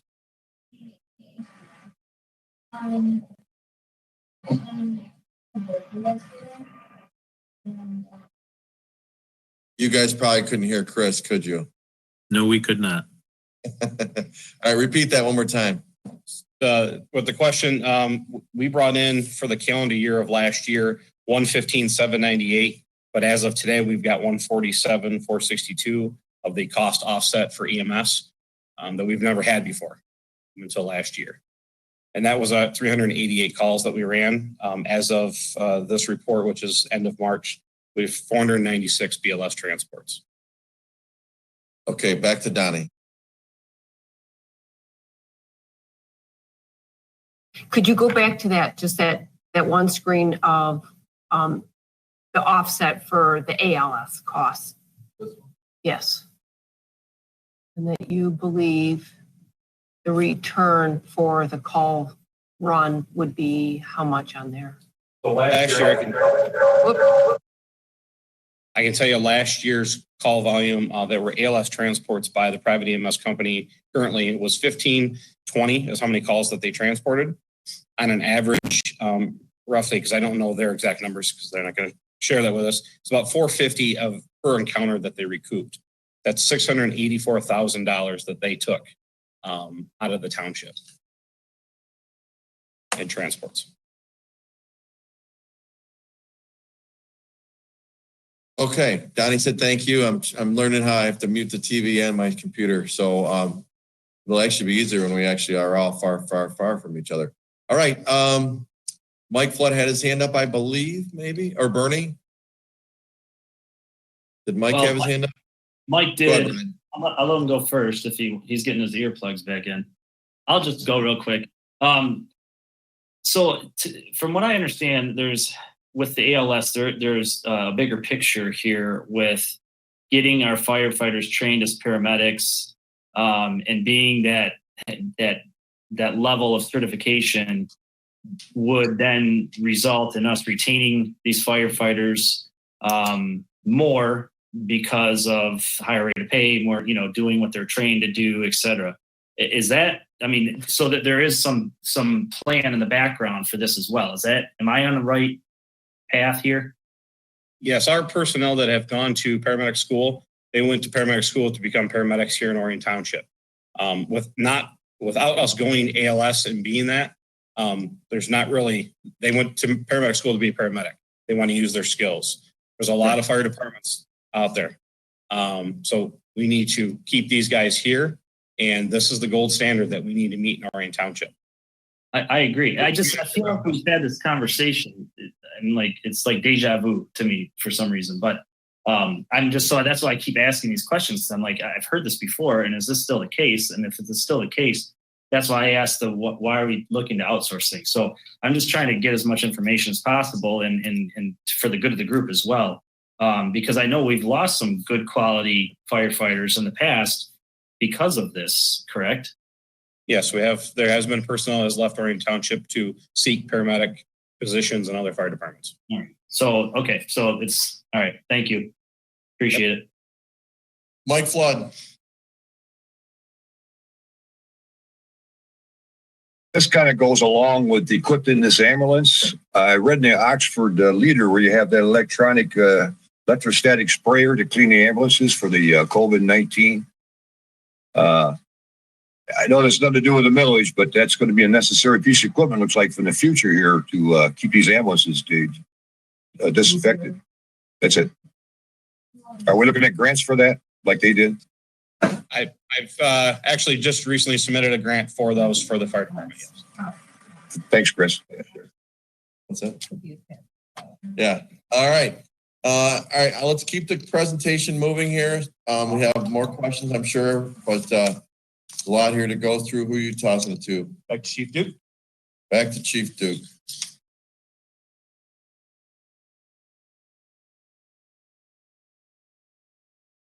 See if you're on this. Let's see if you're sorry. Come this way a little bit. There you go.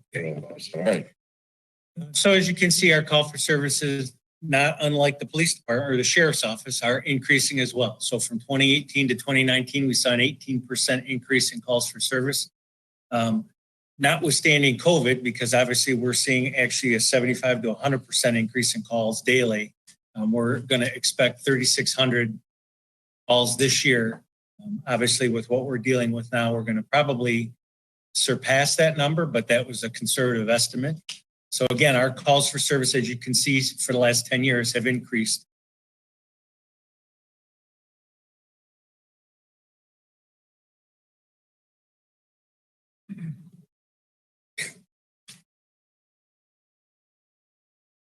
Okay, so I know Donnie had asked about comparables. So what we've done is we've looked at the local comparables to us. So obviously you can see on the far right, there's Orion in the red with the box around us. So you can see population currently, calls for service, and then number of fire stations. So truthfully, you can see really our nearest comparable is going to be Independence Township in terms of population and calls for service. Last year we were about 350 calls less than they were. So they, there are departments obviously that do run with less stations, just increasing the calls per station. So then what you can see is the full-time staffing delineated by the people there at the bottom. Addison obviously has 6 people all the way up to Rochester Hills having 60 firefighters based on population, station, what have you. So that's our comparables in terms of that. So in terms of millages, our comparables, again, currently Orion is at 3.3 million. That is what we take in for the millage of 1.92. That is not including the revenue that I had mentioned in terms of EMS transport or other revenue generated. So Addison, and again, we broke it down into how much they bring in as well as what their millage is. So as you can see, Addison has an operation and a capital millage. Auburn Hills, they being a city, run differently, but they do operate on 2.5 mills. Brandon, again, 3.8, and then operations and capital. Independence has an operations. Oakland, both the general fund and operation millage. Oxford, an operation millage, and then Rochester Hills, the general fund and special fire fund or capital.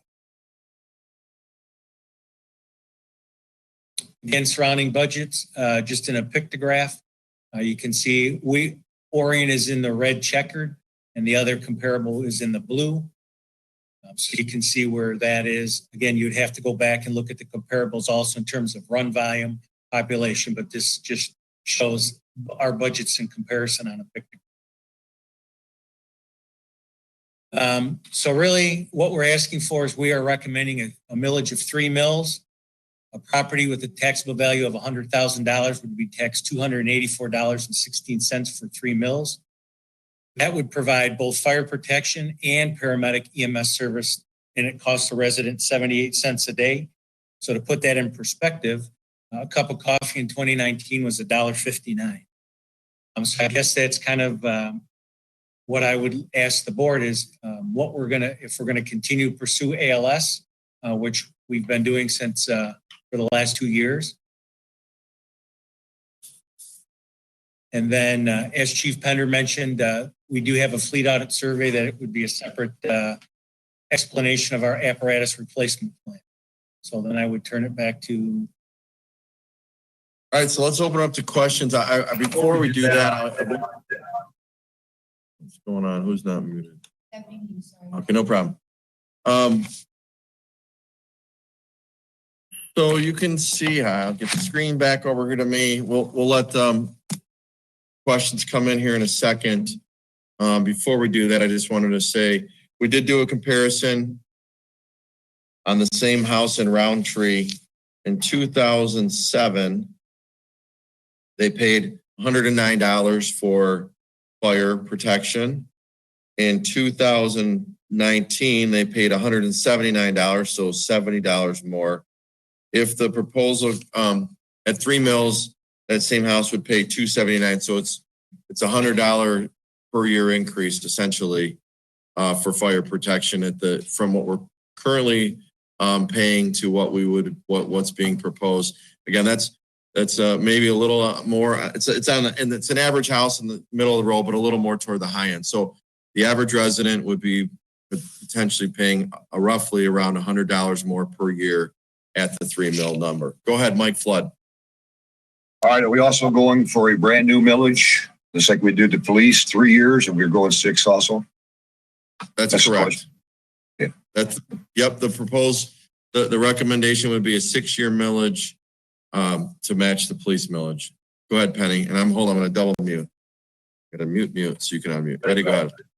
So I've heard it being thrown around a couple times. We're staying the course for ALS, correct? That's not a discussion tonight? Because the board has been making important decisions for the past couple of years to stay that course. Or are we revisiting that? And if so, why?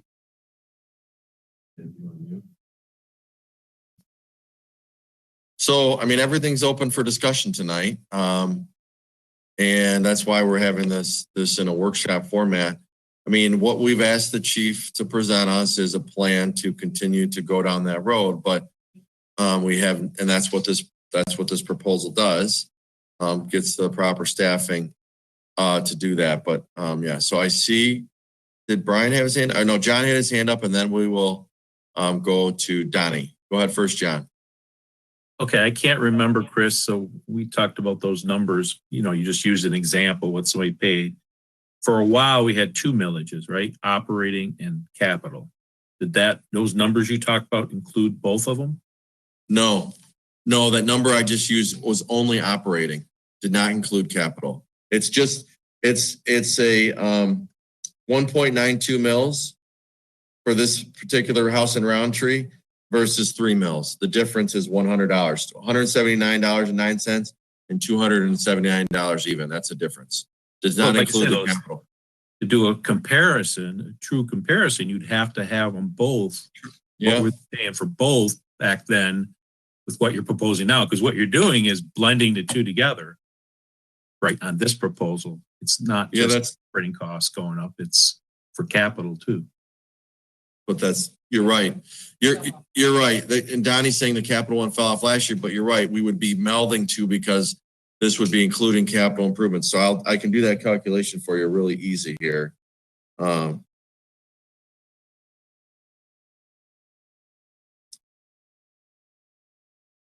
Easy, except that you guys are all staring at my forehead. Okay, so that would be I'm sorry, I forgot to check this before we had this workshop, but No problem. It's $225. So you're right. So 279, those two combined was 225. 279 minus 225. So yeah, instead of a $100 increase, it'd be a $54 increase, combining the two. right. Okay. And yes, That's Donnie's correct. important for people to understand, you know. Right. But that slide that they were showing included the capital improvements needed to go ALS and also start on the fleet replacement plan. All right, I'm gonna mute here until we go to Donnie. Go ahead, Donnie. Okay, I'm gonna just let Donnie move here. I'm gonna move out of the way. Thanks you guys for answering my questions, because I was the one who had asked where we stood with the BLS and what were the ambulance run reimbursements and what it cost us, and just kind of like, it was like a recap of what we had started and where we are now and moving forward, because we have an example on the table, because we've had ambulance run for Acumed for a year now. So I had asked those questions, and just to make sure that we are on track and that that was the direction that we wanted to go. So those were my questions, and I appreciate you guys because you answered all the questions that I had. The only comment that I have is kind of just like taking a line out of Mike Flood's book about being transparent about the millage rate. And I just look at the millage rate like as a holistic number, you know, like one number, not just the fire department, not just the schools, not just our operating, but if you were to take all of our millage numbers and add it together, in 2007, we were at 29.5 mils. And when you take these two millages, their renewals and their additions, and you add them, it's 1.67 mils for a total of a collective millage for a homestead property of 35.85 mils. So just bringing that to the table because I think that as a homeowner and people that pay taxes, they look at what their total bill is. They look at, okay, how much does it cost to run the electricity and the gas and all my household expenses, including my taxes. And I don't think that they say, well, this is the fire and this is the police and this is the school. They look at it as the tax bill. So like, for instance, when they come and they pay a tax bill at the township, they say, oh, here's for your salary, even though it might be a summer bill, which is totally not our salaries at all. So people don't look at it. So I just want everybody to be open-minded about the taxes as a whole. And we don't want to overburden our residents. And we want to not tax them out of the houses or our community. So I just am always aware of that. I just want to just bring that to the table. So that was my first comment. And then to piggyback on it, I'm just wondering, it's a mill, it ends up being for the police a little bit over like 0.5975. And for the fire, it ends up being 1.076 increase just because of the rollback plus the extra mill. So I would just as a open for a conversation is, I was just looking at the capital plan for the fire and their needs plan. And it seems like there's might be a little room there. And maybe instead of asking for a whole mill, is it open to maybe say 3/4 of a mill, just to try to keep that 35.85 a little bit lower. So that's my comment and my suggestion. Okay. Any other comments from the board members? Musical chairs here. Brian, go ahead. I would just kind of respond to a little bit to what Donnie said, and to what Penny said too, because I'm with Penny with her regard to what the ALS and if we're changing course and if we are, why. I totally understand what Penny's saying, or I'm sorry, what Donnie was saying. I mean, no one wants to raise taxes, but I don't think this is something we can necessarily nickel and dime. Not that I'm not saying that was their suggestion. We're understaffed as it is right now. We don't have the best capabilities that we could have. And I just think that needs to change. We've got a great department. They do an awesome job. So does the sheriff's department. We've got great people, but I feel as if we don't have the proper tools for them to continue that service excellence. So I guess that's, you all know that I'm a huge supporter of the police and fire. So, I'm always going to have their back and want them to have as much equipment and apparatus and whatever you want to call it as possible. Because especially at a time like right now, when people see what's going on, and everyone isn't prepared for something like this. And, the more that travel continues and things, this is probably going to happen again in 10 years. So I'd rather prepare for it now and get us up to speed and as best as we possibly can. Because I don't like going around town and saying, oh yeah, we got 4 fire stations, but only 3 have people in it. That just seems foolish. And whether it's, however we are structured in the past, that's fine. But seconds matter when it comes to strokes and things like that. We need our firefighters there as quickly as possible, and especially our paramedics. So I'm in full support of what the chief and lieutenant have recommended tonight, because they're the ones that know best as to what their departments need. And I can't stomach, trying to take things away from them if they're saying they need it, especially in this department, or these 2 departments, I should say. So I just wanted to voice my, 100% backing of both, because I think it's sorely needed. Okay. Any other thoughts or comments? I don't see anybody raising their hands. Yeah, it's a challenge. I totally agree. I see both sides of it. It's hard to, first of all, a lot of the tax increases that have happened have been outside of our control as a board. And 4 years ago, we were saying we have 4 fire stations and there's nobody in any of them after hours. Or once in a while, there was some people that slept over. And, so we have totally moved this fire department, brought this fire department forward into a 21st century department. And as you can see from some of the charts that were shown, we still are lagging, but we have a plan. And I do believe that, when we hired Chief Duke, that was the main criteria that we interviewed on was how can you lead? But right equally with that was lead this department to the next iteration of its evolution, which is providing better service for our residents. So I think every one of us agrees we want to keep the taxes low, but there is an expense and a cost to doing business and providing excellent services to our residents. And the thing that I don't want to do is really bash the company that has been providing private services to our residents for ALS, but we can do better. And I don't think they'd even be offended by that, because when you have response times that average close to 10 minutes for ALS calls, for an ambulance to show up with the tools for ALS, and our average response is about 4 minutes. So there's that 6-minute difference that we're waiting for other professionals to render aid to our residents. That's where we're going to basically ask our residents in August, is that worth, for this person's house, is that worth $55 more per year? And that's what elections are about. I think that's the question. And I think we can definitely look at Donnie's recommendation to see if paring it down at all makes sense.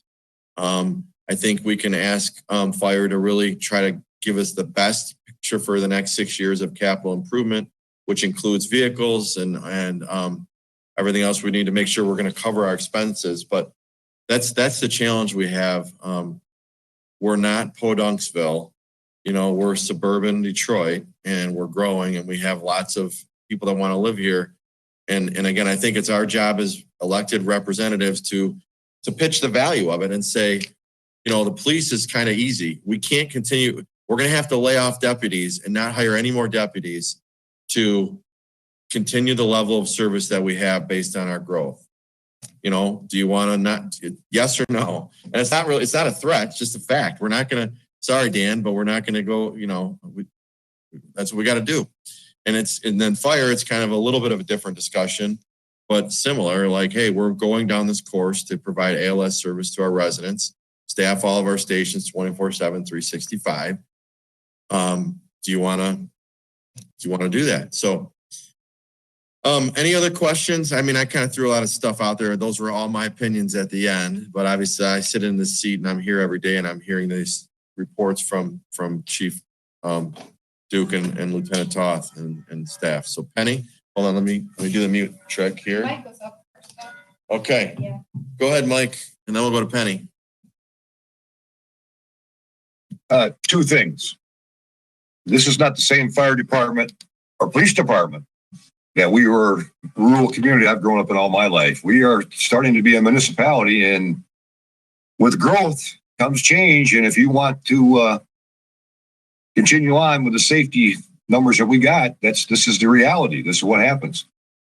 The second thing is we didn't discuss anything about the DDA capture, opting out of that. So that's another consideration for the board to talk about down the road on both millages. That's it. Okay, thank you. I'm going to go to Penny. Hold on, let me mute here, please. Go ahead. Everybody did a great job presenting tonight, and I'd like to know what it looks like for us as a board on the 20th of April. Chris and Dan Kelly, what do you see for the group that night?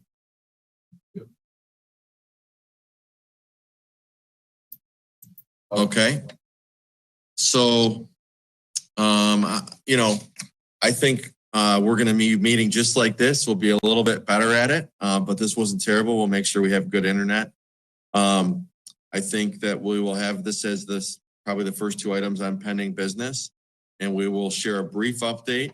And I think we should have a brief presentation by both police and fire, similar, but maybe even a little more brief, and we can refer people back to this because this will be recorded. It's being recorded now. But just to see if there are any additional questions and look for a recommendation. And between now and then, I know I talked to Dan Kelly today. He's already started reviewing the draft language. I'll let Dan chime in, but his part's not extremely difficult because we've done this before. Dan, do you want to add anything to that? No, what I'll do is I'll put the two recommendations from both police and from fire for 6 years at the numbers suggested.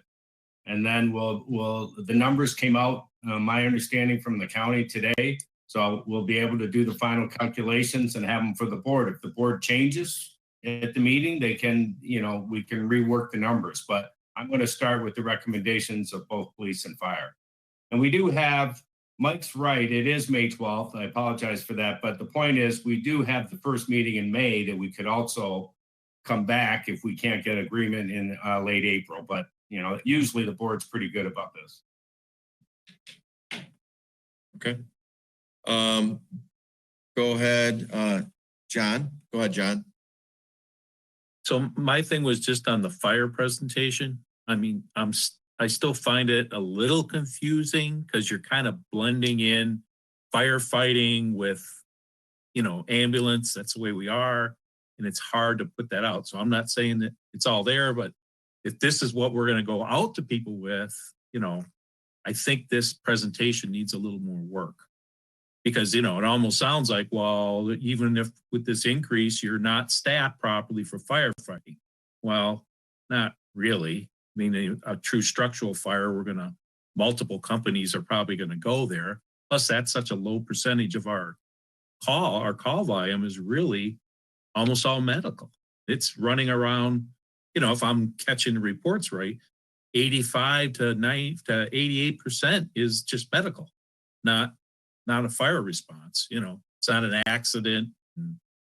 It's just pure straight out medical,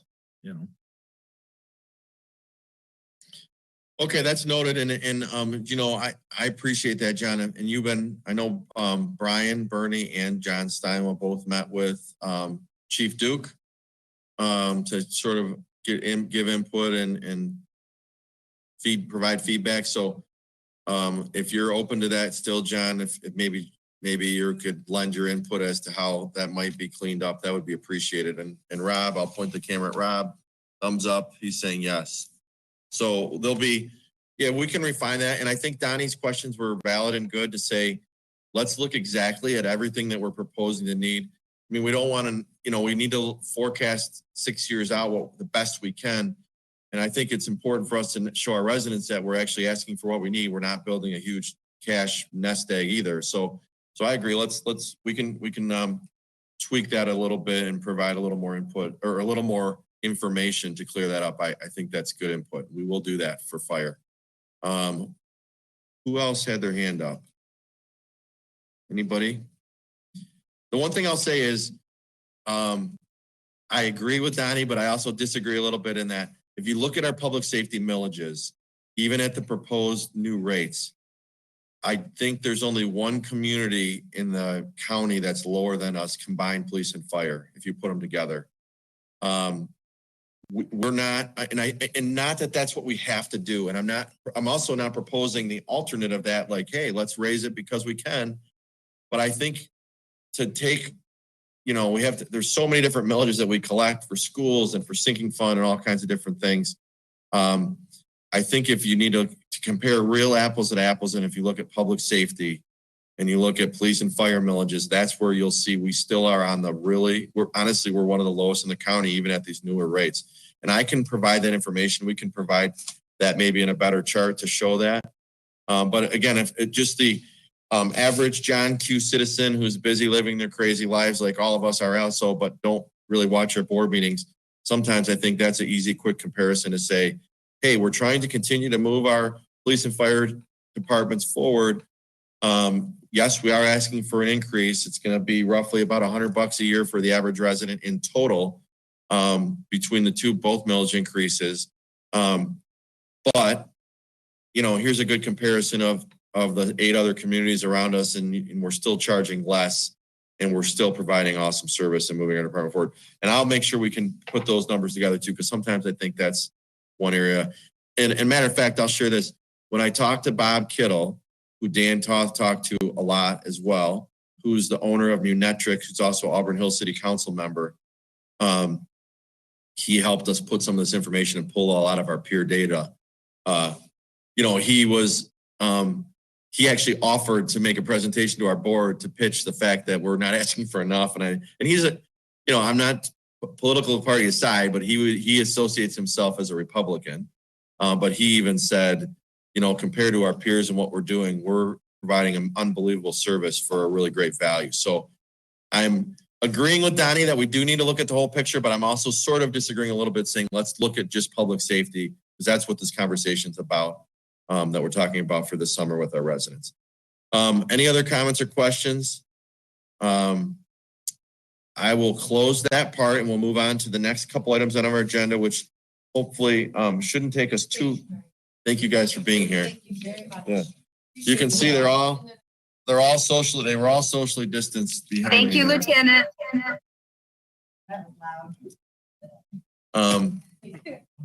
Have a good night, gentlemen. We're getting the hang of this. Can I run with these? You just let me run them. Go ahead, Penny. Okay, cool. Am I going to be ready? You're ready. Oh, hold on. Let me unmute. Let me do this. We're learning. Okay, so motions.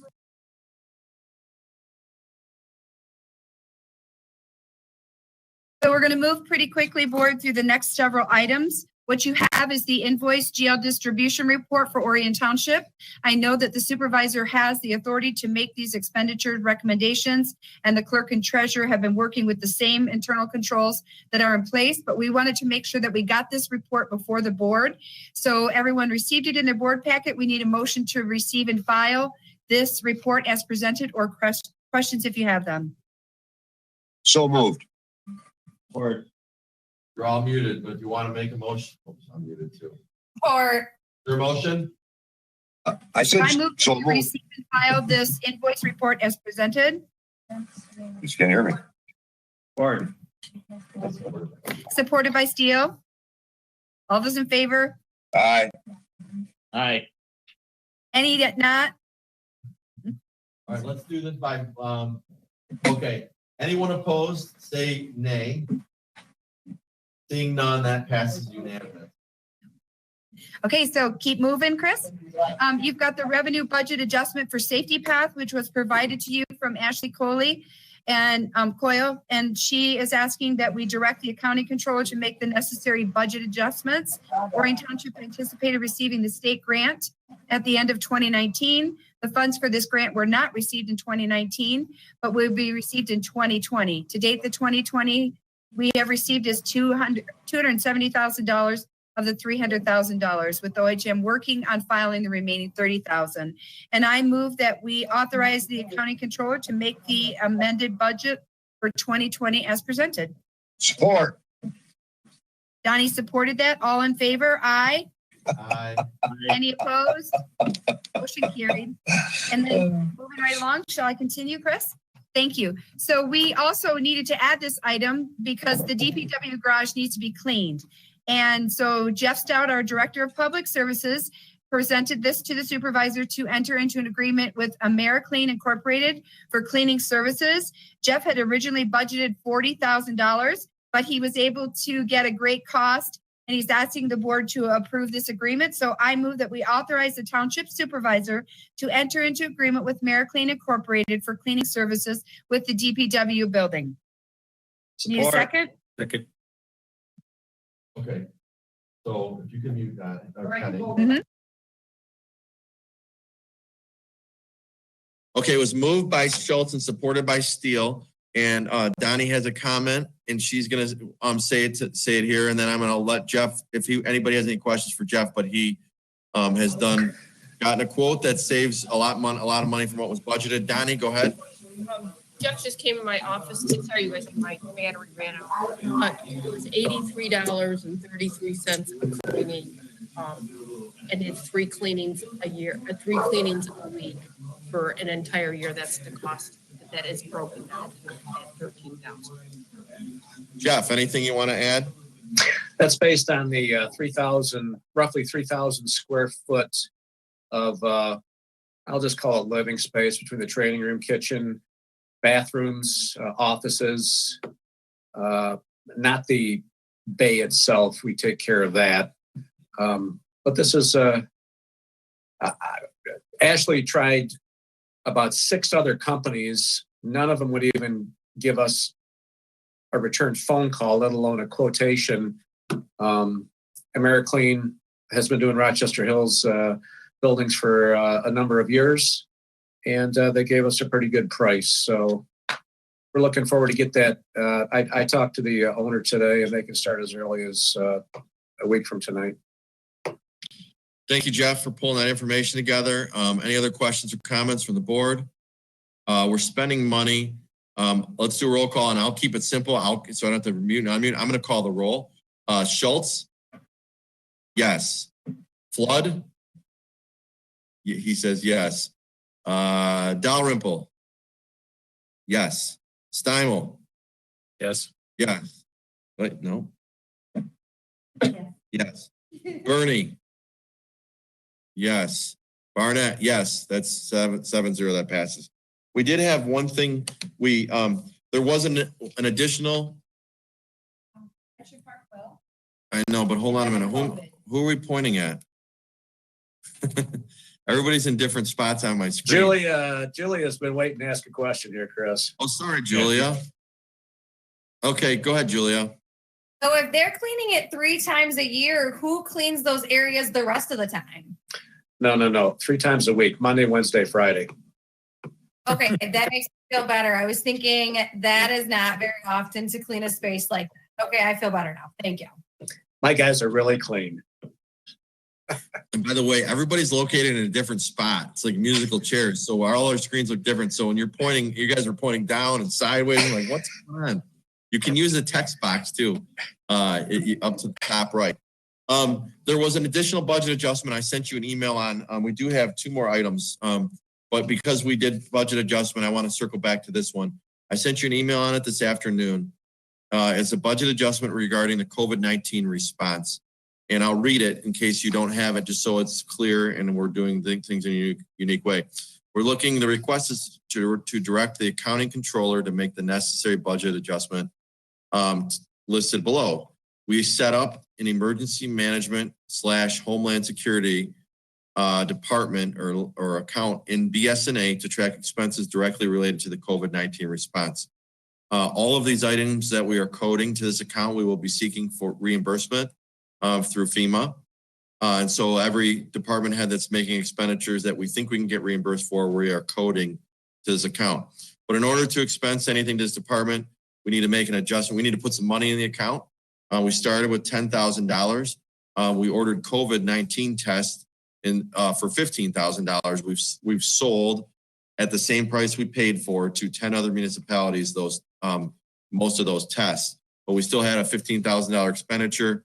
We're going to invoice $12,500 for the ones that we basically helped other communities acquire, which is a great story in itself. But we're asking right now to direct the account controller to move $25,000 into that account so that we can continue to do these things. And that's the request. And the motion would be just to direct the accounting controller to make that budget adjustment. Is there a motion? Mike Flood is making the motion. Brian Burney is supporting it. Is there any discussion? Raise your hand if you have discussion or questions. I'm going to call, I'll call the roll. I'll call the roll. Penny Schultz. Yes. Donnie Steele. Yes. Yes. Donnie Steele. Yes. Mike Flood. Yes. I'm sorry. Mike Flood. Yes. Let's see here. Brian Burney. John Steimel. Julia Dalrymple. Dan, do you want to vote on this one? Chris Barnett. Yes. All right. That passes 7-0. We have one more item, and it has to do with authorizing the replacement of a well at Friendship Park. Aaron Watley's been on this call the entire time. I think he's still there. Are you there, Aaron? I am. Okay, cool. Aaron, just real quick, high level, or doesn't have to be quick. Aaron Watley, I'm going to turn it over to you so you can explain what's going on, please. Yeah, we've just had a bunch of issues over the past 5 or 6 years with our large well out at Friendship Park. Pressure relief valves constantly need to be replaced. The system is just way outdated. We had a malfunction in the pump late last year when we were winterizing, and recommended by Mike Lalone Well Company that we use for all of our well systems. The county uses them. That it's past its usable date. It's time to do a replacement, something that's more efficient and safer. So we'd like to, we budgeted $27,000 for 2020. The project came in a little bit under, and we'd like to replace it as soon as possible. Okay, is there a motion to do just as to authorize contracting with Mike Lalone Inc. for the installment of a replacement well, Friendship Park at a cost not to exceed $26,441.20. So moved. Okay. Support. Okay, moved by Flood and supported by Steinman. Question. Yeah. 26. So the question from Donnie is how much is it? It's $26,441.20. Go ahead with your question, Mike. Question. What do we use the well for? So that well feeds all of our irrigation from all the way down to our baseball fields, all the way to our soccer fields as well. Got it. Thank you. It's a very, very large well. Yep, understand. For irrigation. Thank you. Okay, John, go ahead. We did a similar project to this at Civic Center Park. We replaced the well, and I'm hoping that we're kind of coordinating the two, kind of like we do all our backup power stations for all the lift pumps, same equipment or stuff. Did we kind of go through that, Aaron, or? It's identical, larger, but all the same manufacturers, all the same specs. Just the piping and reducing is a little bit different. So, but yeah, identical. Okay, but the major pieces are similar, so that way we got correct. Yep, commonality in there. Yep. Thank you. Any other questions? Let's do roll call. We're spending $26,000. Barnett, yes. Flood? Yes. Schultz? Steele? Yes. Burney? Yes. Steimel? Yes. Dalrymple? Yes. 7-0. That passes. I'd open it up to, thanks, Aaron. Thanks for sticking with us. open it up to board. Actually, Penny has been checking. We have received no public comment during this meeting. Is there anybody, member of the public, that is on the line or on the phone that would like to give comment about any general public comment at this time? I'll wait a second here. If you're on the phone, it doesn't look like anyone else is, but I just wanted to give that opportunity. Anyone? None. Okay. I'll bring it to the board real quick. Does anybody want to give comment? I'm going to go on the circle. Julia, I'm just looking at my screen. Any public comment from Julia? None. John Steimel. Any public comment? Any board comment? None from John. Anything from Brian Burney? You're muted. Yeah, just real quick. I'm sure most of you saw, I put a little survey out on my trustee page today, or a couple of days ago, just asking about, what people thought about, businesses that could operate without, causing any more trouble and, being outside, et cetera. You've all heard me talk about this. And as usual, it got out of hand with someone shared it to the chat room and then it went berserk. So just so the board knows, I wasn't speaking on behalf of the board. I wasn't speaking on behalf of the township. I was just asking a simple question. So if you hear about that and any of your groups or, family, friends, anything, that's all it was. I was just trying to get some information. So I just wanted to get that to you guys before you heard anything, but it looks like it's died down kind of. Good old chat. Thank you, Brian. Yeah. Social media. Any board comment from Mr. Flood? I don't lack for words. No, I just want to say, everyone, please be safe and keep everyone in their prayers, especially our first responders and even the people at Kroger and Myers and stuff. Those folks are on the line too, and our nurses and doctors. And I know great work Chris and the staff is doing, getting a hold of the seniors and stuff. I got a lot of feedback from that, and it's nice that we got a nice closed community here that looks out for each other. That's it. Agreed. Thanks, Mike. Go ahead, John. Back to you. I forgot I wanted to bring this up to the board. I would really like us to look at a little bit of help, extra help from HR or even ourselves. What can we do to make sure that all our first responders, that's our police, our fire, our EMS guys, are hanging in there okay? Is there something that we can do as a group? And then at the very least, I'd like to see our HR be prepared to reach out to them specifically to make sure they're sticking in there. This is still going to be a marathon for them. So. Yep. Good stuff. I can tell you that we are doing that. HR is calling every single one of them individually. Deanna's doing an awesome job, not just our first responders, but all of our staff, but she's talking to everyone, but she's with a focus on the first responders. And also I've been doing the same thing. The known COVID cases that we're running on, I've actually been personally calling the personnel that have been on those calls, checking on them, seeing if they need anything, how they feel. We definitely are totally set and prepared. There will be no surprises in Orion if any of our first responders get it. The good news, the one little sliver of good news about Station 4 being unmanned, we've turned that into a remote location for people to just our Orion first responders. If any of them get sick and need to quarantine and don't want to do that at home with their families, they're set to do it there. So we're prepared for that. That's not members of the public. That's for our fire personnel. So some of you might have heard we did have a deputy that is out and he has tested positive. I've been talking with him as well. He's looks like he's been through the worst of it already, and he's on the road to recovery. So I left off. Did I answer your question, John? Yeah, so far. And we will continue. We will continue to do that. Yes.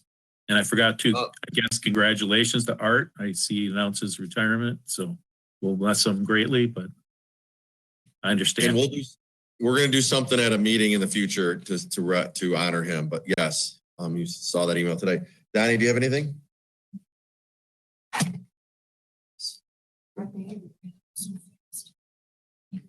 Oh. You got to be kidding me. I didn't even do anything. Hey, we're here. Oh, okay. Are we here? Can you guys hear us? Yeah, okay.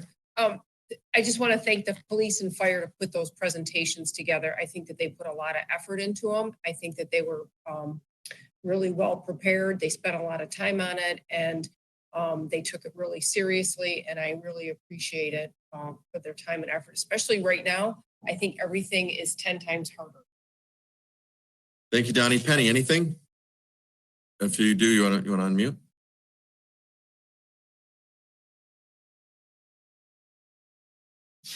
I have utmost respect for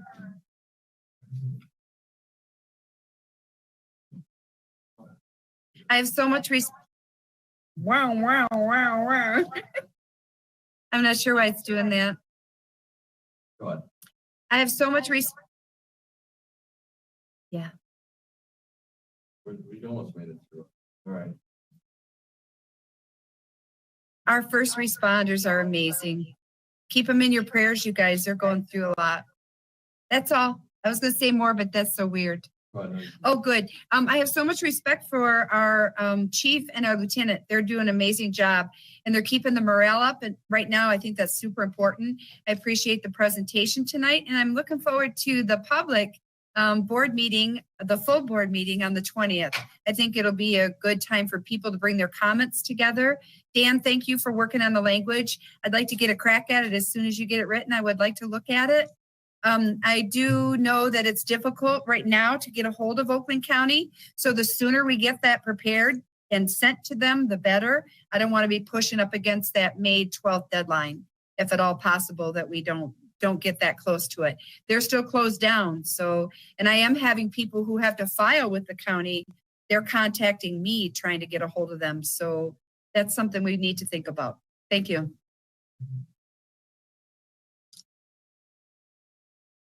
All right. Okay, I'll wrap it up. Thanks, everybody. Dan, thanks for joining us. Thanks for dealing with the hiccup. We're getting better at this every day. We are all working. Everyone is working. Every township employee has a task. They're all assigned to. They're all working. I'm really, really proud of our team. I can tell you that's not the case all over around us, but I can tell you for us, I'm really proud of our team. So hopefully you are as well. I'm here if you need me. You all know how to get a hold of me, and hopefully you feel like I'm keeping you in the loop as much as I can. That's my plan, to really communicate clearly with you all and our employees. So I hope to continue that. But the reason I say that we're all working is we don't have to be idle between now and April 20th. Not only to be critical of the presentations and ideas, but maybe even be willing to lend a hand. And I know John kind of volunteered, but just using that as an example, you know, if you have a little bit of time to schedule it, we're all getting better at video conferences now.